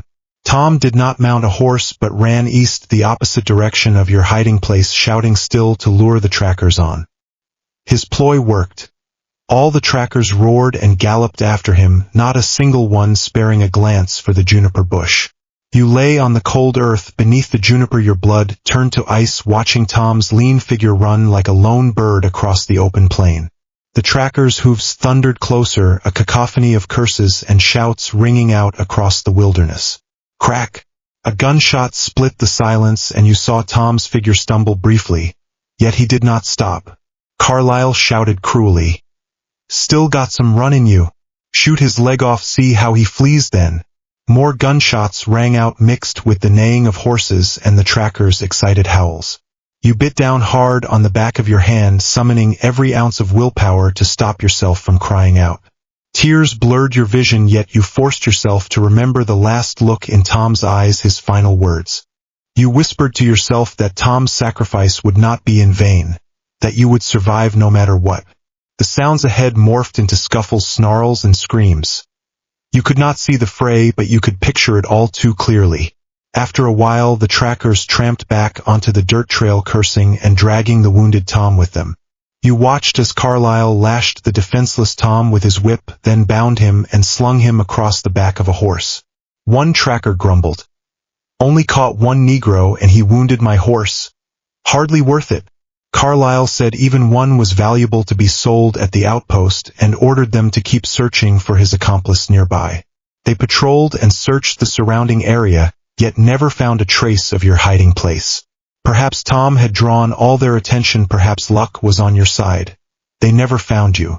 After a long while, the trackers abandoned the search and rode southeast along the Buffalo Trail, taking Tom with them. The clatter of hooves and the din of their voices faded away until at last they vanished completely into the far reaches of the wilderness. The wilderness fell silent once more, save for the whisper of wind through the grass and the croak of frogs in the distance. You collapsed onto the cold dirt beneath the juniper, your body racked with trembles, and the tears you had suppressed for so long finally burst forth. Tom had taught you to survive, given you the map, and now he was captured to be sold to a sunless plantation in the south. Survive. At least one of us for it to mean something. Tom's words echoed in your ears. You wiped away your tears, your fingers digging deep into the dirt, and told yourself firmly in your heart, "I will survive." To survive not just for yourself but for Tom, who had sacrificed everything, to honor his gift of life. You would reach Oregon, make a home there, and find a way to rescue Tom, to live up to the life he had given you with his own. You forced yourself to calm down, checking the horse and your supplies carefully. Cherry was spooked but unharmed. Most of your provisions had been taken with Tom. All you had left were the dagger, the map, the brass whistle, and a handful of small items. Fortunately, before he ran out, Tom had pressed the Sioux Deerhide map into your hands. Your only guide now. You unfurled the map, your finger tracing its lines, murmuring to yourself, "Northwest, the Buffalo Trail, keep going." You swung onto Cherry's back, casting one last look at the direction Tom had been taken, where only trampled grass and faint streaks of blood remained. You spoke in a hoarse whisper to the empty wilderness. "Wait for me, Tom. I will survive. Promise." You wheeled Cherry around, urged her forward toward the northwest, and set off alone along the ancient Buffalo Trail on your flight to freedom. The setting sun at your back stretched your shadow long and lonely across the land. Yet that shadow radiated an unbreakable, unyielding resolve. The journey alone was far more arduous and desolate than it had ever been with a companion by your side. The darkness of night took on a tangible weight, pressing down on you and stealing your breath away. The days stretched on endlessly, every unfamiliar sound sending a jolt of fear through your heart. The sight of Tom being taken, Carlyle's vicious face, and all the horrors before haunted you like a nightmare, gnawing at your frayed nerves time and again. You forced yourself to focus on survival, seeking water, spotting edible plants, grateful for every skill Tom had taught you. You gauged your direction by the sun and stars, treading carefully to avoid human habitation and all places of peril. The Deerhide map became your sole guide. You strove to decipher its symbols and lines, pressing west along the ancient Buffalo Trail. Following the map's instructions, you turned north at a fork in the path, entering a desolate highland of wind-scoured rock pillars. Scorching heat blazed by day, bitter cold descended by night, and food dwindled to nothing. You had finished the last half of a corn cake 2 days prior. Salt was all but gone, and you sustained yourself only on dandelion leaves and the roots of bitter chicory, barely staving off hunger. You dared eat only the berries pecked at by birds, the gnawing void of starvation tormenting you like a bottomless black hole. The water skin ran dry in no time. You sought out puddles, their murky water requiring boiling before you dared drink. Starting a fire grew ever more difficult, the damp flint and tinder demanding dozens of strikes before a single spark flickered to life. You kindled dry moss and twigs into a small flame, your strength ebbing fast, and Cherry wasted away more with each passing day. Starved for forage, Cherry's steps grew heavy and slow, and your pace together slackened more and more. Misfortune never comes alone. Days of toil, the bitter cold or tainted water left you feeling unwell, your body weakening by the hour. Through a storm-racked night, you huddled beneath an overhanging rock, soaked to the bone by driving rain and wind. By morning your head ached and your throat was raw and scratchy. You thought it mere weariness and a chill, yet the symptoms worsened at a terrifying pace. A splitting headache racked your skull, as if an axe were cleaving your temples, and waves of cold washed over you, making you shiver even at midday. You wrapped the old coat tight around you, yet the bitter chill pierced to the bone, and then a raging fever took hold, your cheeks burning hot. The fever clouded your senses, the world swaying and blurring before your eyes, and violent coughs racked your chest with every breath. Each inhale and exhale seared like fire. You could barely grip the reins, slumping weakly against Cherry's back. You let Cherry wander on by instinct, and in your foggy mind you recognized this as the deadly wilderness fever you had seen at Greystone Camp. With no medicine and no one to help, it was a near-death sentence. The line between life and death closed in on you once more. As your consciousness slipped away, a scream tore through your heart. "No, I cannot fall here." Your mother's face, Tom's unyielding gaze, the searing pain of the brand on your arm. Fragments flashed through your muddled mind. You refused to fade away into the wilderness without a trace, like Moira, like old Martin. The primal will to survive overpowered all else. You forced your scattered senses to focus, reaching for the knowledge Tom had instilled in you. You muttered the names of herbs for fever and cough under your breath, only to find the barren land yielded none of them. You pried open your heavy eyelids, and through blurred vision, a clump of gray-green fuzzy plants caught your eye. You vaguely remembered Tom saying a plant like this boiled into a tea could ease fever and cough, though too much would bring poison. Uncertain if it was the right one, yet these few clumps were your only hope of clinging to life. Summoning every last ounce of strength, you slid off Cherry's back and crumpled to the ground, staggering toward the plants on hands and knees. Your trembling fingers plucked the leaves and chewed them. Their bitter, acrid taste made you cough violently, yet you forced yourself to swallow the sap. You spotted a few dull, dark stones, and Tom's words came back. Some stones held traces of salt within them. You scraped off flecks of stone with your dagger, mixing them with the last drops of water and forcing the bitter mixture down your throat. You knew not if it would help, yet you understood you must do something, anything, to fight for your life. You found a sheltered shallow hollow out of the wind, and with your final strength gathered dry brush and moss. Your hands shook so violently the flint slipped time and again, your fingertips raw and bleeding before a faint spark finally flickered to life. You blew gently on the spark and added twigs guarding the hard-won flame as it struggled to grow into a small fire. You shed your sodden coat and held it close to the fire to dry, drinking in the meager warmth it offered. You boiled water in the tattered kettle Tom had left behind, tossing the remaining bitter leaves into the simmering pot. You sipped the scalding bitter tea in small sips, a warm current spreading through your body that chased away a sliver of the cold. The fever and cough raged on, yet with the bitter tea, the stone salt, and sheer willpower you endured the most agonizing day and night of your life. You drifted in and out of consciousness, teetering on the edge between feverish dreams and the cruel reality of the wilderness. You dreamed of Greystone Camp Hawkins advancing on you with a red-hot brand in his hand, step by step. You dreamed of Tom covered in blood, dragged away in iron chains, his face twisted in despair. You dreamed of your mother reaching for you in the throes of famine, yet your hands could never reach hers. Each time your consciousness threatened to sink into the abyss, the sharp pain of the brand on your arm or Cherry's soft snort pulled you back to the world. On the third day, the raging fever abated miraculously, the deathly cycles of shivering and sweating that had racked you easing considerably. Your mind cleared once more, and you knew full well you were not out of danger. Your weakened body remained a fatal vulnerability.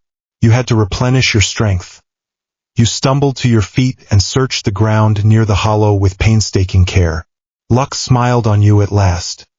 You found a small clump of wild onions and a dandelion-like plant with edible tubers beneath the soil.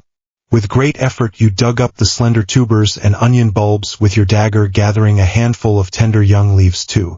You returned to the fire, tossing the tubers, onions, and bitter leaves into the kettle to boil into a thick stew. It made a strange, lumpy yet steaming mash, and you forced yourself to eat it bite by bite, no matter the taste. The food settling in your empty stomach brought a tangible sense of being alive, a force to propel you forward. You stayed there for the next 2 days, gathering what little food you could find, boiling water and resting, slowly regaining your strength. You removed Cherry's saddle and let her graze free. She seemed to sense your plight, never wandering far and returning to your side quickly.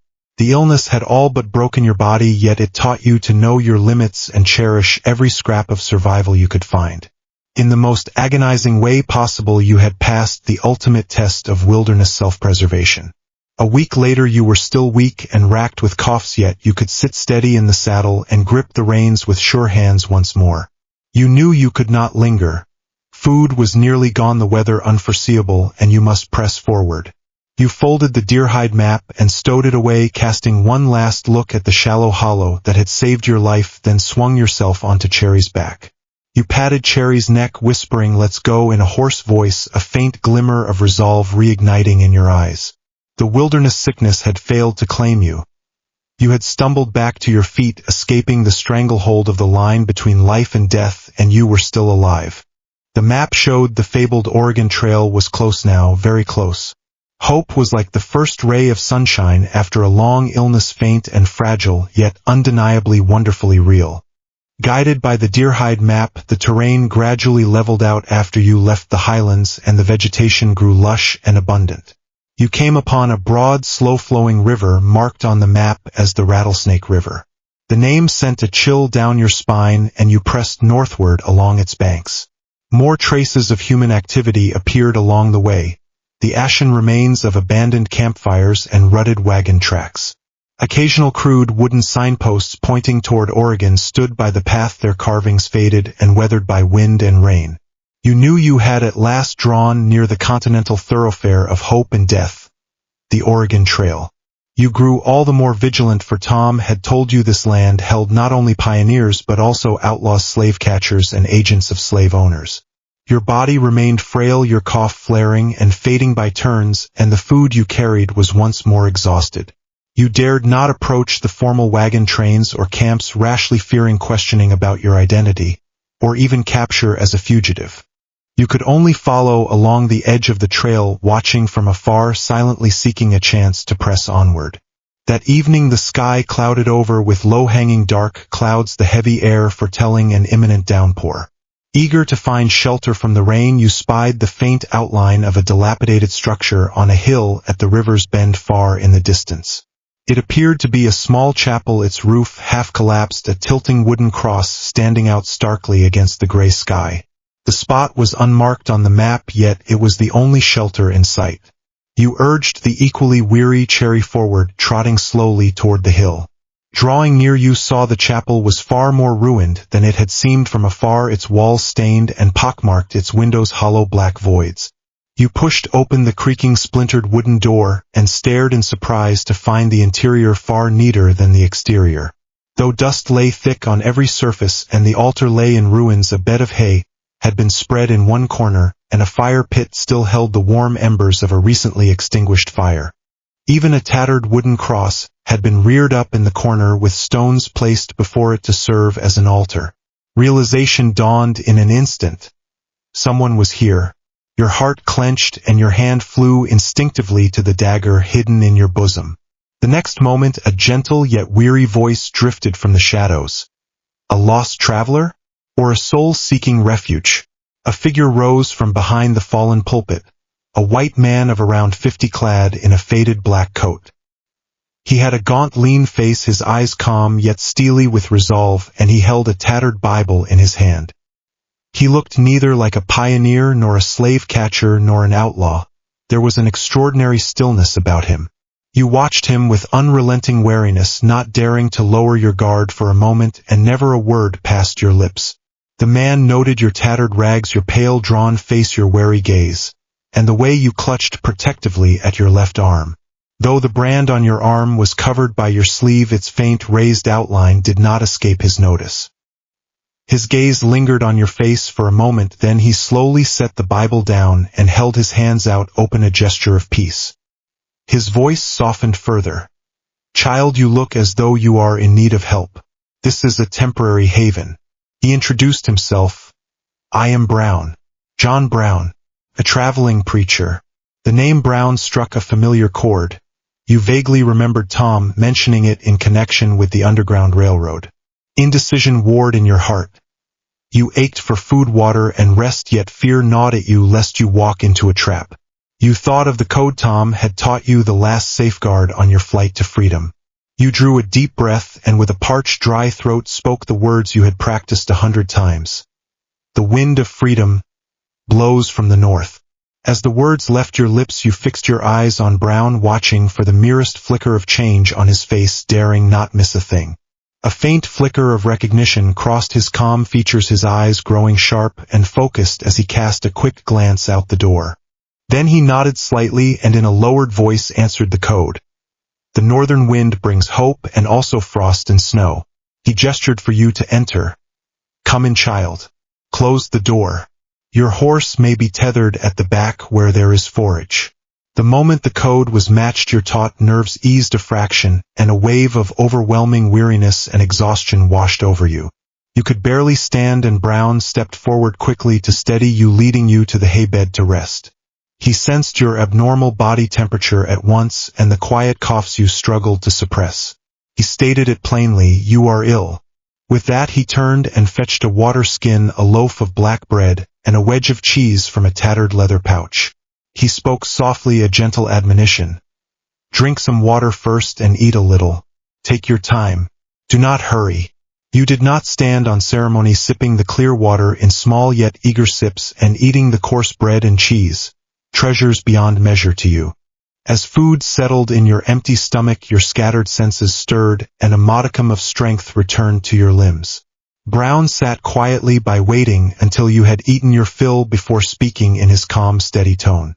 He said, "You may call me Pastor Brown. This place is a way station of sorts, a place to rest for those in need. He paused, his gentle gaze resting on you. Are you alone? Have you come from the south? You nodded and after a moment's hesitation whispered, I am from Greystone Camp. A friend of mine was captured by Carlyle's men. You told him the bare bones of your escape, the encounter with the Sioux and Tom's capture to save you, omitting the tangled details. At the name Carlyle, Pastor Brown's brow furrowed at once, his tone thick with revulsion.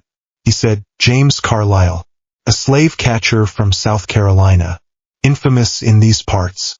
He pressed further, his voice tinged with quiet understanding and gravity. Your friend? Is he black? You answered, his name is Tom. He is a free man. But under the Fugitive Slave Act, a manumission paper is worth nothing. Pastor Brown took up your words, his eyes growing deep and somber. I have heard of Hawkins of Greystone Camp. He colludes with many slave-catching parties. He fell silent for a moment, then asked earnestly, Do you remember which direction Tom was taken? You strained to recall and answered, Southeast, along the Buffalo Trail. Pastor Brown nodded. I see. I will pass word through certain channels, keep an eye out for him, and do what I can to rescue him. He warned you solemnly. But you must understand. Rescue will be fraught with great difficulty and even greater danger. A faint glimmer of hope flared to life in your heart, fragile yet bright enough to light the darkness. You thanked him hastily, your voice thick with emotion. Pastor Brown shook his head. Do not thank me. We are merely doing what we believe is right. He told you to rest here for a few days to regain your strength and spoke of herbs that would heal your cough and fever. He pointed to a clay pot in the corner. There is a small stream at the back with clear water. Your horse needs time to recover her strength too. In the days that followed under the shelter of the ruined chapel, you were granted a precious chance to rest and heal. Pastor Brown not only provided you with food and herbal teas, but also found you a pair of better-fitting old shoes and a thick woolen waistcoat to ward off the cold. He was a man of few words, yet when you regained enough strength to offer your help with sweeping, gathering firewood, and tending to Cherry, he did not refuse. You learned little by little that Pastor Brown did not stay here permanently. He traveled often to make contact with allies far and wide. He visited pioneer camps, trading posts, and native villages, carrying messages and smuggling vital supplies. This abandoned chapel was but one of his many secret meeting places, a haven only for those who knew the code. One evening Pastor Brown told you that the Oregon Trail was no safe place for a woman without papers, least of all you. He said the situation was marginally better in the Oregon Territory to the northwest, where anti-slavery sentiment was growing stronger by the day. There was an Irish settlement there, close-knit and willing to lend a hand to their own people. He drew you a detailed hand-drawn map marking the route northwest and the locations of several immigrant towns. A town called Green Valley was circled heavily on the map. Its mayor, he said, was a man of integrity who abhorred all forms of oppression. He warned you that you would face more checkpoints on the road ahead, where border guards would question your identity and arrest vagrants. He said you would need a plausible identity or a reason to prove you were harmless, worthy of aid. Pastor Brown took up a charcoal stick and a scrap of paper, scrawling a few lines quickly before signing his name and pressing it into your hand. He explained, "This is a letter of introduction. With those who trust the Underground Railroad, it may keep you safe from harm." You took the flimsy scrap of paper solemnly, and though the handwriting was scrawled and messy, it weighed a ton in your hand. Early on the morning of the fourth day, Pastor Brown told you that your cough had abated and Cherry had regained her spirit. It was time to go. He reminded you that winter was fast approaching, and you must reach the Oregon Territory or draw as near as possible before the snows closed the passes. He understood your desperate urge to press on, and did not linger in his farewells, silently refilling your water skin and pressing hard, non-perishable food into your hands. He checked Cherry's horseshoes and gifted you a small pouch of salt and a handful of matches, treasures beyond price. Pastor Brown walked you to the chapel door, his figure thin and slight in the morning light, yet his eyes blazed with unshakable resolve. He charged you with these words: "Remember the route. Stay vigilant. Trust your instincts. The wind of freedom will blow northward in the end." Finally, he blessed you softly. May God protect you, child. You swung onto Cherry's back, casting one last look at the chapel and the preacher, and thanked him again, your heart full of gratitude. You begged him, your voice urgent. If you hear any news of Tom, please, do not forget to send word to me. Pastor Brown promised you solemnly. I will do all I can. I will not forget. You nodded, no more words needed, and wheeled Cherry around, urging her forward toward the northwest. Your brief haven had come to an end, yet you were no longer the desperate girl who had fled Greystone Camp. You had a clear destination.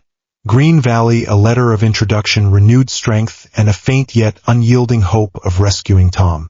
The road ahead remained fraught with peril, yet the flame in your heart, forged and tempered by hardship, burned all the calmer and fiercer for it. You gazed forward and knew the Oregon Trail, the fabled path of hope and danger, lay stretched out before you. Having left Pastor Brown's haven, you pressed on northwestward along the route he had laid out for you. The first few days passed smoothly enough. You steered clear of the main roads, choosing instead the more secluded footpaths. When you chanced upon small pioneer wagon trains, you circled far around them. The days grew colder, yet snow had not yet fallen. The paths remained passable, but as you journeyed further north, the season slipped into the last throes of late autumn. The sky hung heavy, and gray leaden clouds pressing low overhead, and the bitter wind grew keener with each passing day. The frigid gale lashed at your exposed skin like a sharp blade, your worn woolen waistcoat and tattered coat offering scant defense against the cold. Chilblains covered your hands and feet, throbbing with an itchy, stinging pain. Cherry's breath plumed in white clouds, her steps slow and heavy. Forage grew ever harder to find, and you were forced to spend more hours seeking out sheltered hollows or riverbanks where greenery still lingered. At times you even had to scrape away a light dusting of snow to find dry grass, and roughly a week later the first snowfall came. It began as fine wispy ice crystals, soon turning to large fluffy snowflakes that swirled down in a thick unbroken blanket. In less than half a day the world before you blazed into a monochrome of harsh blinding white. The paths were buried completely, and you could only gauge your direction by the map and the occasional glimpse of the sun. Progress became an agony. The horse floundered through knee-deep snow, every step draining her strength. You had to dismount often and lead her on foot, if only to conserve what little energy you both had left. The faint glint of the snow threatened snow blindness, and you bound tattered cloth around your face, barely shielding the area beneath your eyes. Cold seeped in through every crack and crevice. Even with constant movement, its icy tendrils coiled into your bones, one frigid thread at a time. Food vanished at a brutal pace, your body burning through more calories by the hour to keep your core temperature steady. Most terrifying of all were the unforeseen blizzards, where howling winds whipped up snow into a white tempest that devoured everything in its path. In such storms visibility shrank to a few short paces. All sense of direction vanished, and even breathing became a struggle. As you crossed a low ridge, you were caught in the fiercest blizzard yet to assail you. The wind roared like a beast, driving snowflakes that stung your face like shards of sand. You clung tight to Cherry's reins, hunching low against the gale, yet no shelter presented itself anywhere in sight. Your foot slipped on the icy crust, and you and the horse slid down together into a deep ravine hidden beneath a thick mantle of snow. Snow engulfed you up to the chest, its cold searing your skin. Cherry reared and neighed in panic, triggering a small snowslide that buried you further. Trapped and immobile in the snow, ice and slush filled your mouth and nose, and a crushing sense of suffocation seized you in an instant. In the grip of despair, Tom's brass whistle flashed into your mind, tucked safe against your heart in the folds of your coat. Primal survival instinct surged forth. You thrashed against the snow, one hand fumbling desperately into your bosom for the whistle. Your fingers closed around the cold brass metal, and with every last ounce of strength you blew it in the rhythm Tom had taught you. The wind swallowed most of the sound, yet you knew with unshakable certainty that you had made it ring out. Toot toot, long short long. You blew it over and over, your lungs burning with a searing pain. Each breath you drew in was sharp with ice shards. You lost track of how long you kept blowing, your consciousness fading by the second. Cold washed over you in waves, a frigid tide threatening to drown your mind completely in its icy embrace. Just as you were about to surrender to the dark, you heard a sound. One that was not the howl of the wind or the swirl of snow. It was the sound of human voices calling out, mixed with the faint jingle of bells. A flicker of hope flared to life in your chest. Summoning your final spark of strength, you blew the whistle once more, a long, clear note cutting through the storm. Over there, in the ravine, a man's voice pierced the blizzard sharp and clear.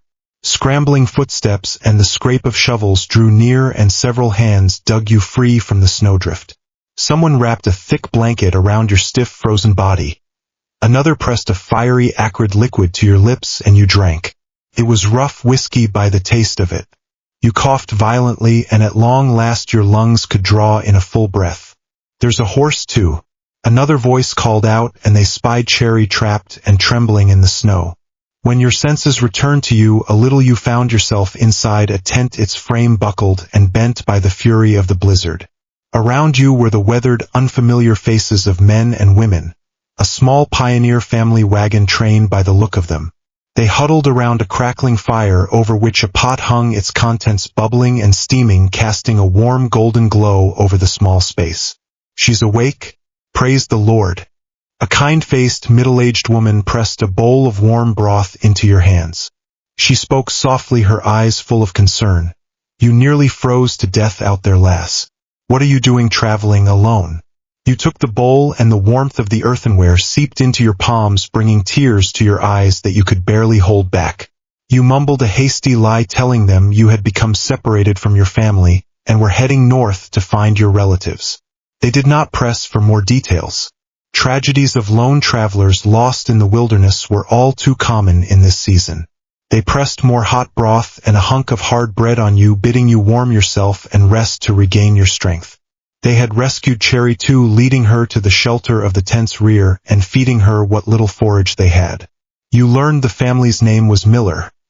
They were from Illinois, bound for Oregon just like you. The blizzard had thrown their journey off course, leaving them lost too. They had stumbled upon this sheltered hollow by pure luck and set up camp there. Old Man Miller, the head of the family, puffed on his pipe, his brow furrowed with worry. "This snow's too heavy. We'll have to wait for it to let up before we move on." He sighed, adding, "We can't go on like this, and our supplies are running low as well." You stayed in the Miller's tent for 2 long days until the raging blizzard finally abated completely. Those 2 days you did all you could to help with the chores, tending the fire, looking after their children, to repay them for saving your life. Mrs. Miller, whose heart was as kind as her face, found an old soft bonnet and a pair of thick woolen gloves, pressing them into your hands as a gift. The snow had stopped, but the drifts lay deep and unbroken, the road ahead more treacherous than ever. The Millers resolved to press on northwestward. They were in search of a valley said to offer shelter for the winter, and they invited you to travel with them, their offer warm and sincere. You declined gently, unwilling to bring trouble to these kind people. Afraid your status as a fugitive, a vagrant with no papers, might put them in danger. You knew your destination clearly, Green Valley.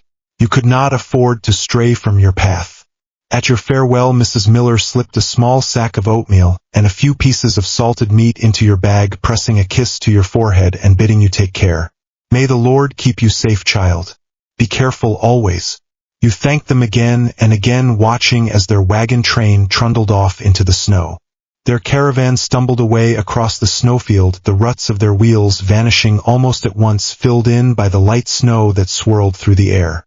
You set off alone once more, knowing full well that the hardest part of your journey might still lie ahead. The winter's line between life and death stretched across your path, its cruelest form forged from the unforgiving power of nature itself. Yet you had survived the blizzard, found kindness in the wilderness, and replenished your meager supply of provisions. You pulled Mrs. Miller's bonnet tight on your head and tugged the gloves firmly over your hands, patting Cherry's neck gently. "Let's keep going," you said to yourself and to the horse beside you. "We're getting closer to Green Valley." The snowfield stretched out endless before you, the road ahead still shrouded in uncertainty. But every time you cheated death, you stepped further from the edge of that fatal line. After parting with the Millers, you trekked arduously through the deep snow for nearly a month. The sense of time blurred, marked only by the shift of day and night and the steadily dwindling provisions in your sack. You learned to track grouse and hares in the snow and to dig for plant tubers beneath the frozen drifts. You mastered the art of camping the night beneath wind-sheltered rocks or in snow hollows, clinging to every shred of body heat against the bitter cold. Cherry became your most faithful companion. Her warm body was your only solace in the frigid nights. Her endurance carried you both across the roughest terrain, the two of you bound in mutual survival across the snowfield. Upon the silent expanse of white, only two trails of footprints and hoof prints lingered, lonely yet unyielding. Pastor Brown's map proved hard to match to the winter landscape, yet your general direction held true. More traces of humanity appeared. Abandoned camps half buried in snow and signposts with faded, illegible script. Now and then wispy plumes of smoke rose from distant valleys, perhaps winter encampments or small settlements. You heeded Pastor Brown's warning without fail, always circling far around any sign of human habitation. The sky cleared on rare occasions, the blue vault stretching above the snow, a blinding stark beauty, yet the cold remained bone-deep and unrelenting. Chilblains plagued you with relapses, your hands and feet swollen and ulcerated, every step a searing agony. Your cough worsened in the bitter chill, yet mercifully no fever followed, and you could press on. Driven by unyielding will and the unshakable resolve to reach your goal, you stumbled forward step by step through the snow. On a somber afternoon you crested a low forest-cloaked mountain pass, and the sight before you jolted new life into your weary frame. The terrain opened up into a broad flat river valley, its snow-covered expanse yet brimming with a quiet spark of life. In the distance, the faint outline of tilled fields could be seen, the traces of ridges and fences peeking through the snow. Further still, thin, straight plumes of smoke curled slowly from the chimneys of scattered wooden cabins. This was a settled land, no small hamlet. It looked to be a town or a large settlement. Your heart raced as you checked the map. This was likely the border region Pastor Brown had spoken of. Close to the Oregon border, you dared to hope that Green Valley lay just beyond. Hope surged through you, lending new strength, and you urged the weary Cherry forward along the snow-lined path toward the smoke. Though buried under snow, the path bore the clear marks of frequent travel by men and horses. As you neared the valley, the tilled fields and cabins coming into view, a crude wooden checkpoint rose before you on the road. It was framed by two thick wooden posts beside which a round log cabin stood, its roof blanketed in snow, smoke curling from its chimney. A sign on the posts was half covered in ice and snow, the faint words of inspection and passage just discernible beneath the frost. Your heart sank like a stone. This was the final border checkpoint Pastor Brown had warned you of. Instinct screamed to turn and flee, yet the land stretched open all around and you were already in full view. Cherry was worn to the bone, utterly incapable of carrying you to safety in a swift escape. As you hesitated, the door of the checkpoint cabin swung open and a guard slinging a rifle stepped out into the snow. Clad in a thick cotton coat and a fur cap, he stared at you warily, and a second guard emerged beside him. The two men advanced together, the leader barking a sharp command. "Halt! Who are you? Where do you come from?" You reined Cherry to a stop, forcing calm into your frame, your ragged clothes and haggard face marking you as a wanderer at first glance.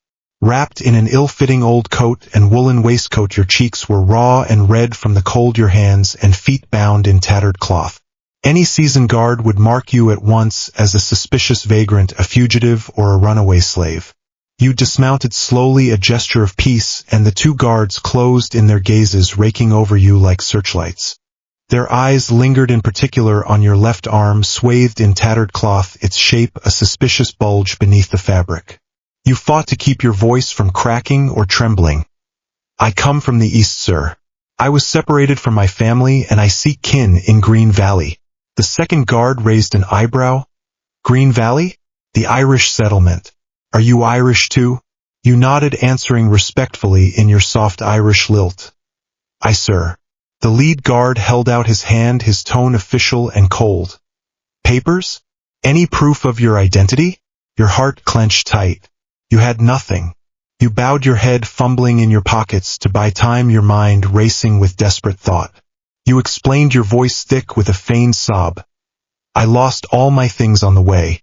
A blizzard. It was not all pretense. Months of fear, weariness, and tension brought real tears to your eyes, brimming and unshed. You begged, your voice broken. Please, sir. I only want to reach Green Valley. I heard they take in the homeless there. The guard remained unmoved, his refusal sharp and final. No papers, no passage. He added, his gaze sweeping over you once more, sharp with suspicion. We've had too many runaways and vagrants lately. Who knows what you are? His eyes fixed on your left arm, and he snapped an order. Roll up the sleeve. Let me see it. In that split second of crisis you thought of Pastor Brown's letter of introduction. Your last hope, your only lifeline. You cried out hastily, "Wait, sir!" And from the innermost fold of your coat, pressed tight to your chest, you pulled a crumpled scrap of paper.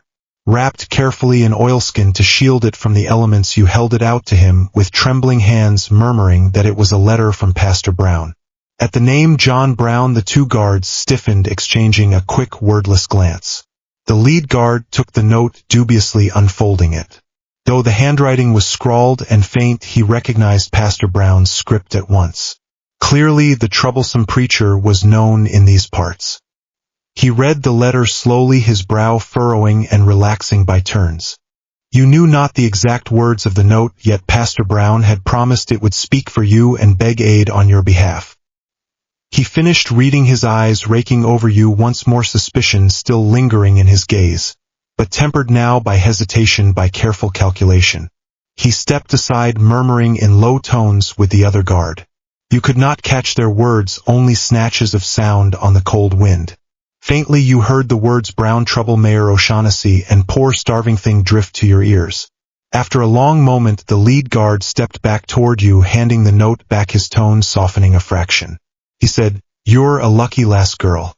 Pastor Brown, there are those who still owe him a favor." He pointed ahead toward the valley. Green Valley's at the end of the river bottom. Cross that small hill and you're there. He warned you, his voice sharp once more. Stay out of trouble once you're in. Next time your luck might not hold. You could barely believe your ears, a surge of pure joy flooding your heart. They were letting you pass.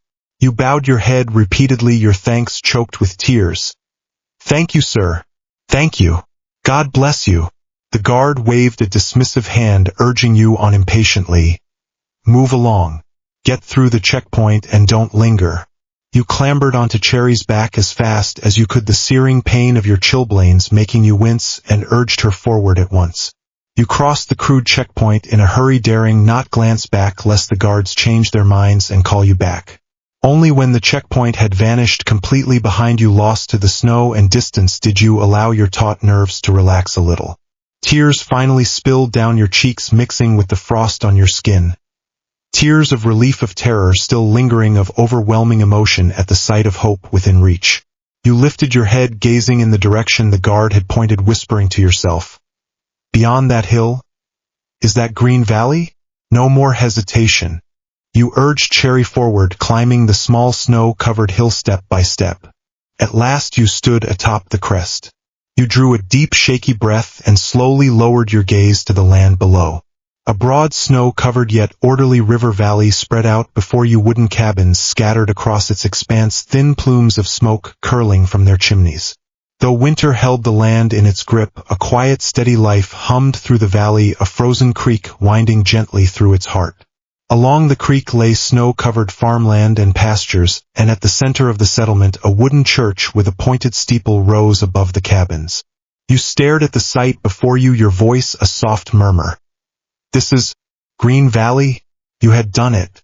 You had crossed the vast, unforgiving wilderness, escaped pursuit and sickness, survived blizzards and bone-crushing cold. You had passed the final border checkpoint, and at long last you stood on the soil of Oregon Territory. The lines of death that had hounded you at every step, they lay far behind you now, lost in the snow and the miles. A new life awaited you, hidden within this snow-covered, peaceful, life-brimming valley. You wiped the tears from your cheeks, drawing a deep breath of the cold, crisp air that tasted of freedom. You squeezed Cherry's flanks gently, and she stepped forward, her hooves lighter, now carrying you slowly down the hill. Toward the roofs and the smoke, toward the promise of a new beginning, you rode steadily forward, into your brand new future. Green Valley was far humbler yet infinitely more genuine than you had imagined, devoid of the bustle and grandeur of pioneer tales. There were only snow-blanketed streets, log cabins, and the soft sounds of axe-on-wood livestock's low calls mingled with the glow of lamplight and wafting sense of home. To you, fresh from the wilderness and the hunt, all of this was nothing short of paradise. You led Cherry down the main street, your numb cheeks catching the faint warmth seeping out from the cabins. You drank in greedily, the air thick with wood smoke and simmering stew, the familiar scents easing the weariness of your long journey. The townsfolk stared at you, a ragged stranger with curious eyes, gaze sharp with wariness and quiet curiosity. You strove to hold your back straight lest you seem cringing and suspicious, your eyes scanning for the mayor's abode. At last, near the wooden church in the town's heart, you spied a larger log cabin with a simple porch. A faded hand-painted wooden sign hung on the porch bearing the words Mayor and O'Shaughnessy in both English and Gaelic. This was the place. You drew a deep breath, tethered Cherry to a porch post, and soothed her restlessness. You climbed the steps, raised your hand, and rapped on the heavy wooden door, waiting for a response. The door swung open to reveal an old man of 60-odd years, gaunt with white hair yet standing ramrod straight, his face etched deep with the marks of a hard life. His blue eyes were clear and sharp. He wore a faded coarse linen shirt and a thick woolen waistcoat, a wood plane clasped in his calloused hands. "What brings you here, child?" he said, his voice laced with an Irish lilt yet steady and calm. "Are you Mayor O'Shaughnessy?" You fought to make your voice clear and even. "I am." The old man nodded, his gaze sweeping over your tattered clothes, frostbitten hands and feet and weary eyes. "It's bitter cold outside. Come in and speak." He stepped aside, gesturing for you to enter the warm interior. You followed him into the cozy cabin, small yet simply furnished and immaculately tidy. An iron wood-burning stove cast a warm glow through the room, its walls hung with tools and a rough-hewn map of the valley. A copper kettle hissed and steamed atop the stove, chasing the last traces of cold from the air. The mayor motioned for you to sit on a sturdy rough wooden chair by the stove and dragged a chair for himself to sit opposite. He set down the wood plane, his eyes on you as he asked, "You look as though you've traveled far. Alone?" "Yes, sir." You sank into the chair, wrapped in warmth, and a tightness in your throat brought tears to your eyes unbidden. You steadied your nerves and began to tell your story, softening the harshest edges and omitting the darkest details. You told him you were an Irish immigrant separated from your family by the famine back home, who had trekked west alone. That you had lost all your papers in the hardships of the journey and found your way here by the guidance and letter of introduction from Pastor Brown. You pulled out the crumpled note from Pastor Brown with careful hands and held it out to him with deep deference. The mayor took the note, slipped on his reading glasses, and read it slowly, his expression calm yet utterly earnest. When he finished, he set the note down gently and removed his glasses, his sharp blue eyes holding yours fast. "John Brown," he murmured, a pause in his voice. He said Brown was a man of trouble yet a man with a good heart. He told you Brown's letter spoke of your honesty and resilience, of a soul cast into despair by fate in need of a fresh start. He paused, then said, "Green Valley is not a wealthy town. Its folk are mostly those who have fled suffering and strife. We carve out our living with our hands and stand by one another. There is no room for idleness here, nor bread for the unearned." Your heart lurched into your throat, yet you found your resolve at once and told the mayor plainly of your willingness to work. "I can do anything. Planting, cleaning, mending, tending to livestock. I am willing to do it all. I ask only for a roof to shelter me from the wind and cold, a mouthful of food, and a chance to begin again." You lifted your gaze to meet his, your voice firm as you said you would never be a burden to anyone in the town. The mayor looked at you, his eyes lingering for a moment on your hands, scarred with chilblains and small cuts hard from toil. Then his gaze moved to your weary yet bright eyes, and after a long silence he nodded slowly. "There's an old lumberjack's cottage by the creek on the east side of town. It's empty and drafty, but its frame is solid. You may stay there for the time being. As for work, old Mac's farm has been short of hands for a long while.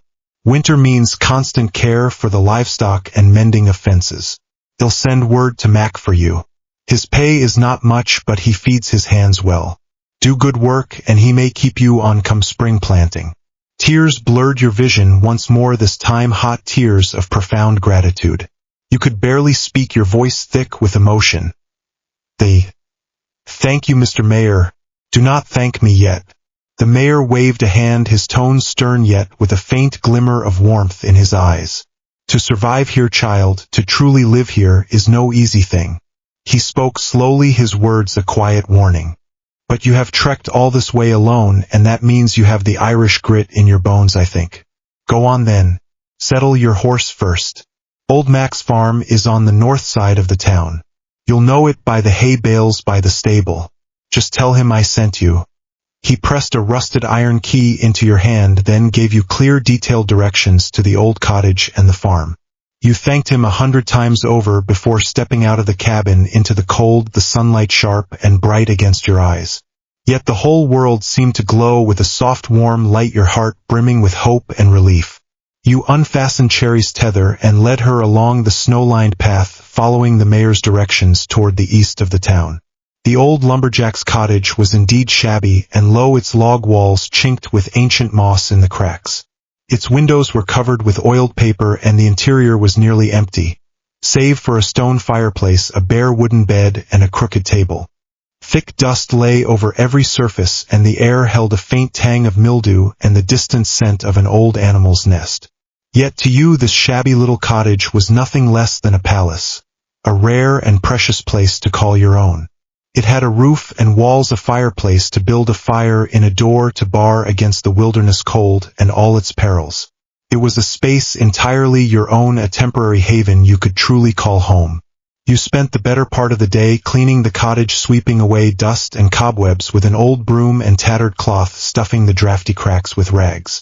You trundled to the creek, hacked through the thick ice to fetch water, and scrubbed the bedboard and crooked table clean with care. Old Mac was a silent, red-faced old man with a scar across his cheek. He said not a word more when he heard the mayor had sent you. He let you take hay from the farm to make a bed and pressed an old woolen blanket, a small iron pot, and a wooden bowl into your hands. By evening you had lit a fire in the fireplace with dry kindling. You had gathered the dancing flames, chasing the cold and darkness from the cottage. The warm orange glow of the fire filled the small room. You melted snow in the iron pot, crumbled hard bread into the warm water, and sprinkled a pinch of salt over it. This simple bread broth was your supper. Plain fare, yet it filled you with a profound sense of peace and security. You sat on the hay bale by the fireplace, cupping the warm wooden bowl in your hands, sipping the humble broth slowly. The firelight flickered across your face and cast the thin, wavering shadow of your figure on the rough log walls. No crack of an overseer's whip, no threat from Hawkins, no thunder of pursuing hooves, no howl of the blizzard. In the room there was only the soft crackle of burning wood and the calm, steady rhythm of your own breathing. You looked down at your left arm, at the bright red brand of the runaway still raised on your skin, glowing faintly in the firelight. This brand was no longer merely a mark of shame and pain. It was a witness to the abyss you had fallen into and the climb back out. It was a scar left by the line between life and death, a medal forged in struggle, proof that you had broken free from despair and fought to live. You were safe, at least for the time being. Your heart, taut with fear for so long, finally relaxed. Green Valley, a small Irish immigrant town in a snow-covered river valley in northern Oregon. It had opened its solid, warm arms to you, a scarred and penniless fugitive with nothing but her will to live.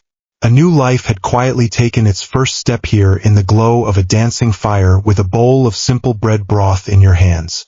Work on Old Mac's farm was far from easy or idyllic. The winter chores were tedious and unceasingly arduous. Each day you rose before the first glimmer of dawn to feed and water the cows and horses in the barn and muck out their stalls. You had to inspect the fences for storm damage and mend and reinforce them with axe and hammer. You hauled and stacked hay bales and prepared all manner of farm tools for the spring plowing. At times you followed Old Mac into the nearby woods to cut firewood, dragging the logs back to split them for the hearths. Mac was a stern master, a man of few words yet exacting standards. At first he only set light tasks for you, for your frame was small and slight. Yet you always volunteered for the heavier work, heaving hay bales, splitting logs, and even learning to drive a sled to haul supplies.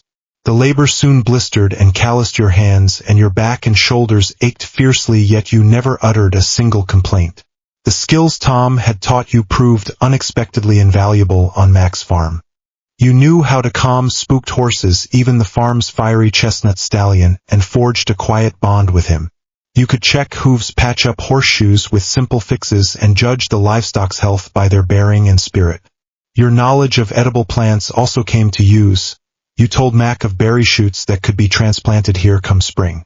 At first Mac was non-committal about your extra knowledge, his eyes sharp with criticism and doubt.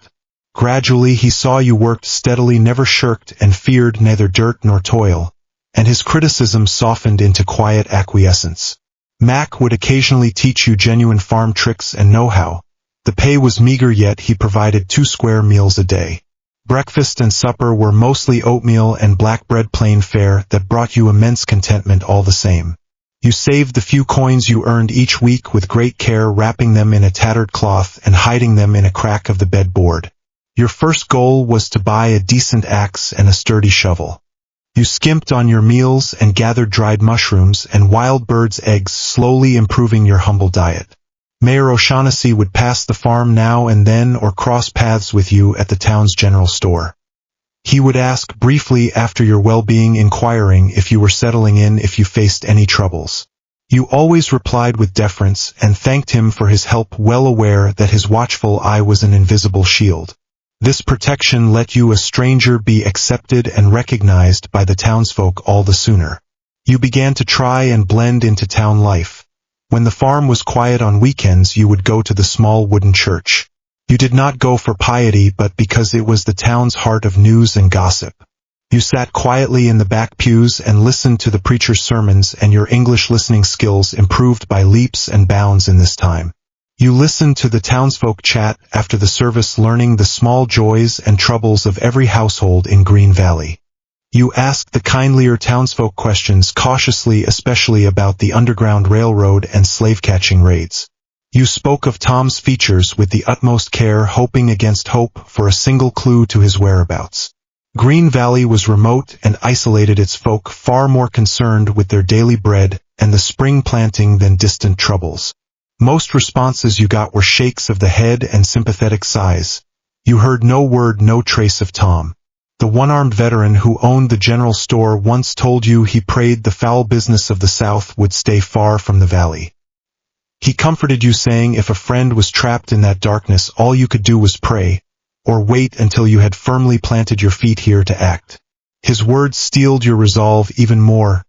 First root yourself here, survive, grow strong. Only when you were no longer a weakling in need of shelter could you have the strength to help others to find Tom. Each evening by the glow of the fireplace in your cottage you practiced writing English letters and words with charcoal sticks you had found. Your reading and writing skills had started from nothing and progress was slow, yet you practiced unceasingly, never giving up.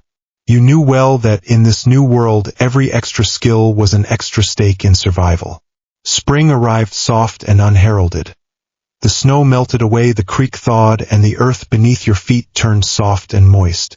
Old Mac began to prepare for the spring plowing, and you followed at his heels, learning to drive a plow, sow seeds, and tend to the young seedlings. The wind and sun bronzed your skin, and your arms and shoulders grew strong and muscled with toil. You were no longer the gaunt, fragile girl who had stumbled into town, as if a single gust of wind could blow you over. With the money you had saved, you finally bought a sharp axe and a solid iron shovel. You bought canvas on credit from the general storekeeper to patch the leaky roof of your cottage. You also bought old clay pots to store food and a few yards of cheap coarse cloth, planning to sew yourself a new shirt. Life was still hard, filled with unending labor, yet each day was lived to the full, brimming with hope. You had a cottage to shelter you from wind and rain, a steady job, food to eat, and a small sum of savings. You were slowly accepted by the town, known simply as the Irish lass who worked on Mac's farm. When you helped prepare for the spring celebration at the church, you met a few young girls near your age. They taught you sewing skills with patience and shared all manner of town gossip and little joys with you. The brand on your arm was still clear and distinct, yet you had learned to cover it naturally with a long-sleeved shirt. It lay heavy beneath the fabric, a constant reminder of your past, and a fierce driving force for your future. You knew you had not truly found freedom, not while Tom suffered somewhere in the South. There was still no word from Pastor Brown, and you remained a person without legal papers, a fugitive in the eyes of the law.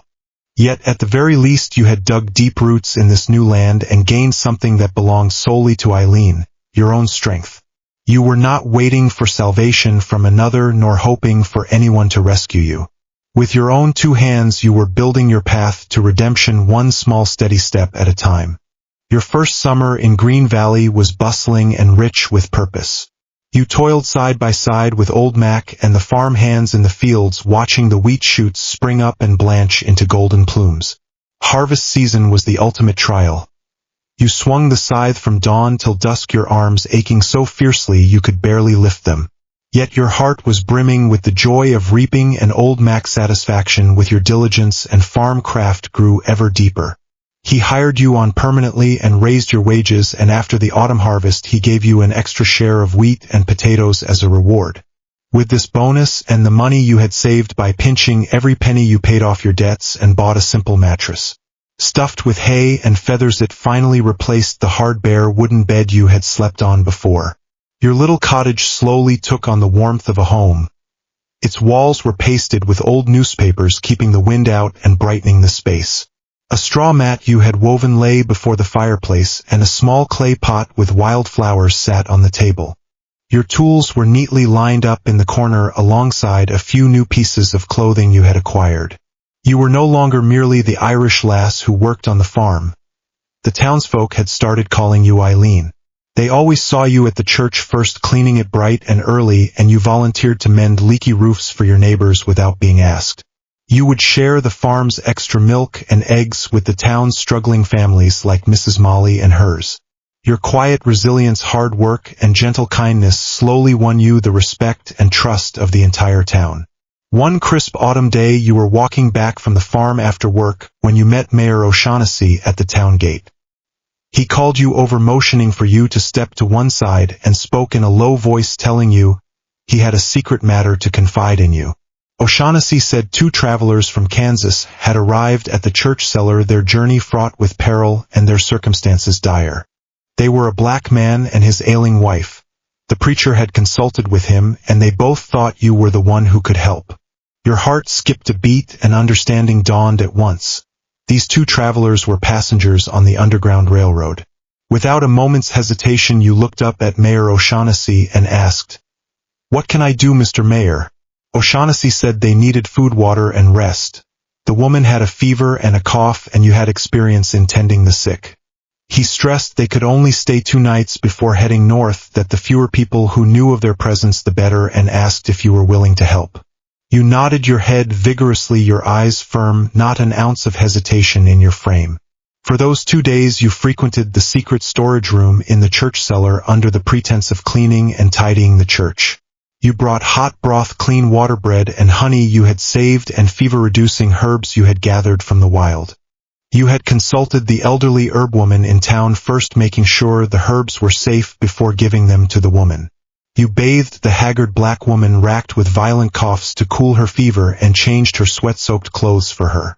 You hummed the old Gaelic ballads your mother had sung to you in a clumsy yet gentle voice to soothe her pain. You spoke briefly with the silent, tense black man, telling him your story, of you and Tom. You asked if he had heard any news of Tom, and though he knew not his exact whereabouts, he brought you vital information. He said Carlisle and his gang still roamed the stretch from Missouri to Kansas, hunting fugitives without mercy. On the eve of their departure, the black man took your hand in his rough, strong palm brimming with gratitude. He said you had given them more than just food and medicine. You had given them hope, a faint glimmer of light on their path north. You shook your head, pressing the few silver and copper coins you had into his hand, telling him to use them for their journey. You begged him, if the chance arose, to keep an eye out for a free black stable hand named Tom. You told him Tom had been captured near the Buffalo Trail the previous spring, urging him to spare no effort in his search. The black man took the money, solemnly nodded his assent, and blessed you and Tom, praying God would keep you both safe. They left as quietly as they had come in the dead of night, continuing their flight northward to freedom. After this, Mayor O'Shaughnessy and Pastor Brown trusted you more than ever before. You began to be entrusted now and then with delivering coded messages or preparing food and lodging for the travelers who passed through. You never asked unnecessary questions, only carrying out each task with the utmost caution and care. You knew well that every small act of kindness could grant a soul in despair a fighting chance at life. You also began to help the new immigrants who arrived in Green Valley struggling and adrift in a more open way. When a ragged Irish family with small children appeared in town, you were the first to offer them aid. You gave them food and old clothes and told them where to find work and a temporary place to stay. When the young blacksmith in town broke his leg in an accident, you organized the women of the town to take turns caring for his family. Your little cottage slowly became an unspoken hub of mutual aid in Green Valley, a place where people were always willing to turn for help. They knew you had suffered, that you understood despair, and they trusted your kindness and reliability without a doubt. You were not wealthy, nor did you have great power, yet you were willing to share everything you had. You tried to make contact with the Northern Underground Railroad network. Pastor Brown had spoken of wanting to offer more help. You sent a portion of your meager savings, with a trusted person donating it to the rescue efforts for fugitives. You knew full well the donation was a mere drop in the bucket, yet you still wanted to do whatever you could. One day the one-armed keeper of the general store called you over and handed you a small cloth pouch. He said someone had asked him to pass it on to you, refusing to give a name, only saying it was from a friend passing through. You opened the pouch, and inside were a few unfamiliar silver coins, a handful of copper pennies, and a crudely written note with crooked handwriting.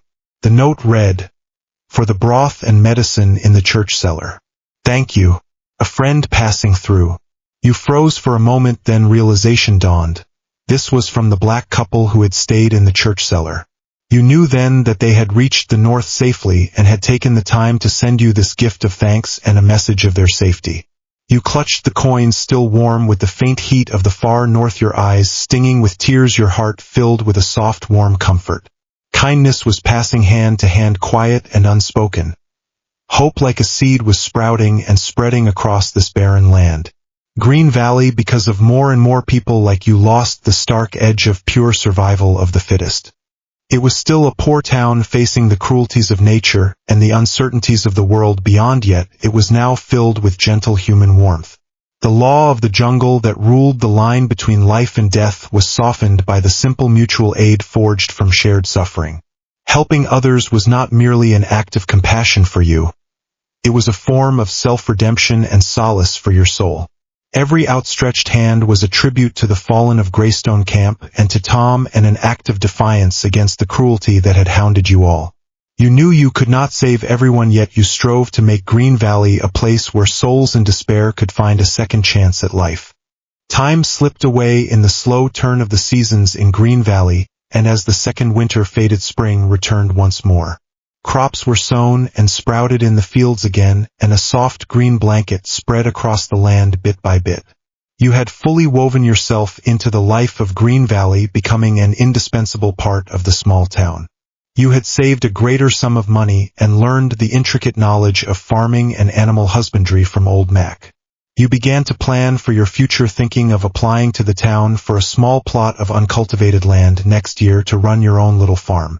Yet Tom's whereabouts remained a heavy boulder weighing on your heart, a grief you could never quite lay to rest. The occasional messages from Pastor Brown were vague and unclear, only saying he was still inquiring, with no definite news as yet. Hope of finding Tom flickered like a guttering candle in the wind, yet you never ceased your inquiries or your waiting. A turning point at long last came quietly to Green Valley at the end of the third summer. That day you were weeding in the newly tilled vegetable plot behind your cottage, where potatoes, green beans, and cabbages grew lush and strong. The mayor had fought for this small patch of riverbank land for you, a little world of your own forged by hard work. A stranger on horseback galloped into Green Valley in a hurry, heading straight for the mayor's house, his face etched with urgency.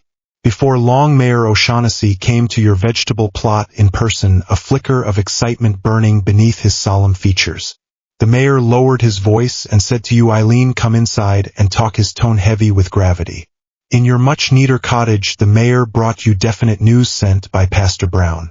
The news stated that Tom was imprisoned in a slave jail in western Missouri, one that colluded with Carlisle and his gang. Tom was waiting to be transported to the South in groups, and the jail's guards had grown slack due to recent uprisings among the captives. An inside informant had provided the jail's exact location and guard shift times, and a joint rescue operation was being planned. The rescue required extra funds to bribe the informant and buy medicine for a fever had broken out in the jail. The mayor explained that Brown knew of your savings and asked if you were willing to contribute them to the operation. The mayor stressed this was no demand. The operation was fraught with risk and failure could lead to your exposure. Without a moment's hesitation, you nodded your assent at once, saying firmly, I am willing. You walked to the bed and from a hidden corner pulled out a heavy small money bag wrapped in oilcloth. Inside the bag was all the money you had saved over more than 2 years, silver coins, copper pennies, and a few small gold pieces. You handed the bag to the mayor, saying that if it was not enough, you could mortgage your cottage or your wages for the coming years. The mayor took the bag and weighed it in his hand, looking at you deeply, and asked once more if you were certain. The mayor warned you that this money might be lost without a trace and might even bring terrible trouble down upon yourself. Your voice was calm yet unshakable as you said that without Tom there would be no you today, and that this money had always been saved for this very purpose. The mayor nodded, stowed the money bag away, and said he would arrange for a trusted person to send the money and supplies there as soon as possible. All you could do was wait and pray, leaving the rest to Brown and his companions. The weeks that followed were the most agonizing and torturous days you had endured since coming to Green Valley. On the surface you worked as usual, tended your vegetable plot, and took part in town affairs, yet your heart was torn with endless anxiety. You went to the church to pray frequently, even if you were not sure if God could hear your wishes. You watched every strange face in the town, hoping that a messenger bearing news would appear. Nights were filled with sleeplessness, your dreams haunted by Tom, by the failure of the rescue, by Carlisle's vicious grin. When the first frost of autumn fell upon the land, the long-awaited news finally arrived. The news did not come through secret channels, but was brought to Green Valley by Pastor Brown himself. On a somber evening, Pastor Brown appeared travel-worn and exhausted, his face lined with fatigue. Tired as he was, his eyes blazed with an extraordinary brightness, and he walked straight to the door of your cottage. Behind Pastor Brown stood a figure, gaunt and thin, his body marked with obvious scars. He wore ill-fitting yet clean old clothes, walked with a slight limp, and his back was a little hunched. Yet those familiar eyes were fixed on you, filled with disbelief and utter weariness. It was Tom. You recognized him in an instant, freezing where you stood, the water dipper in your hand clattering to the ground. The world seemed to stand still, leaving nothing but the crackle of the fireplace and the heavy surging breath of the two of you. Tom spoke first, his voice so hoarse it was barely recognizable, uttering a single word. Eileen.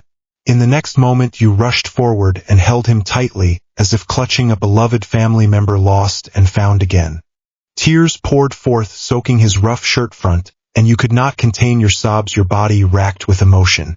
You could feel his body stiffen, then tremble slightly before he wrapped his arms around you in a fierce embrace. You murmured over and over, you made it, not knowing if you spoke to Tom or to yourself. Pastor Brown stood quietly at the door, a tired yet relieved smile on his face. Mayor O'Shaughnessy came quietly too, standing a little way off, smoking his pipe in silence. After a long while the storm of emotion eased a little, and you sat around the fireplace talking. Pastor Brown told the tale of the daring rescue, the night raid, the evasion of pursuers, the crossing of blockades. Tom had contracted the fever in the jail and had barely clung to life thanks to the medicine and the support of allies along the way. Pastor Brown said solemnly that your money had played a pivotal role, saving Tom and many others besides. Tom looked at you, his eyes brimming with gratitude, guilt, and the profound weariness of a man who had cheated death. Tom spoke frankly, saying he had thought he would never see you again, that he would rot away on a plantation in the South.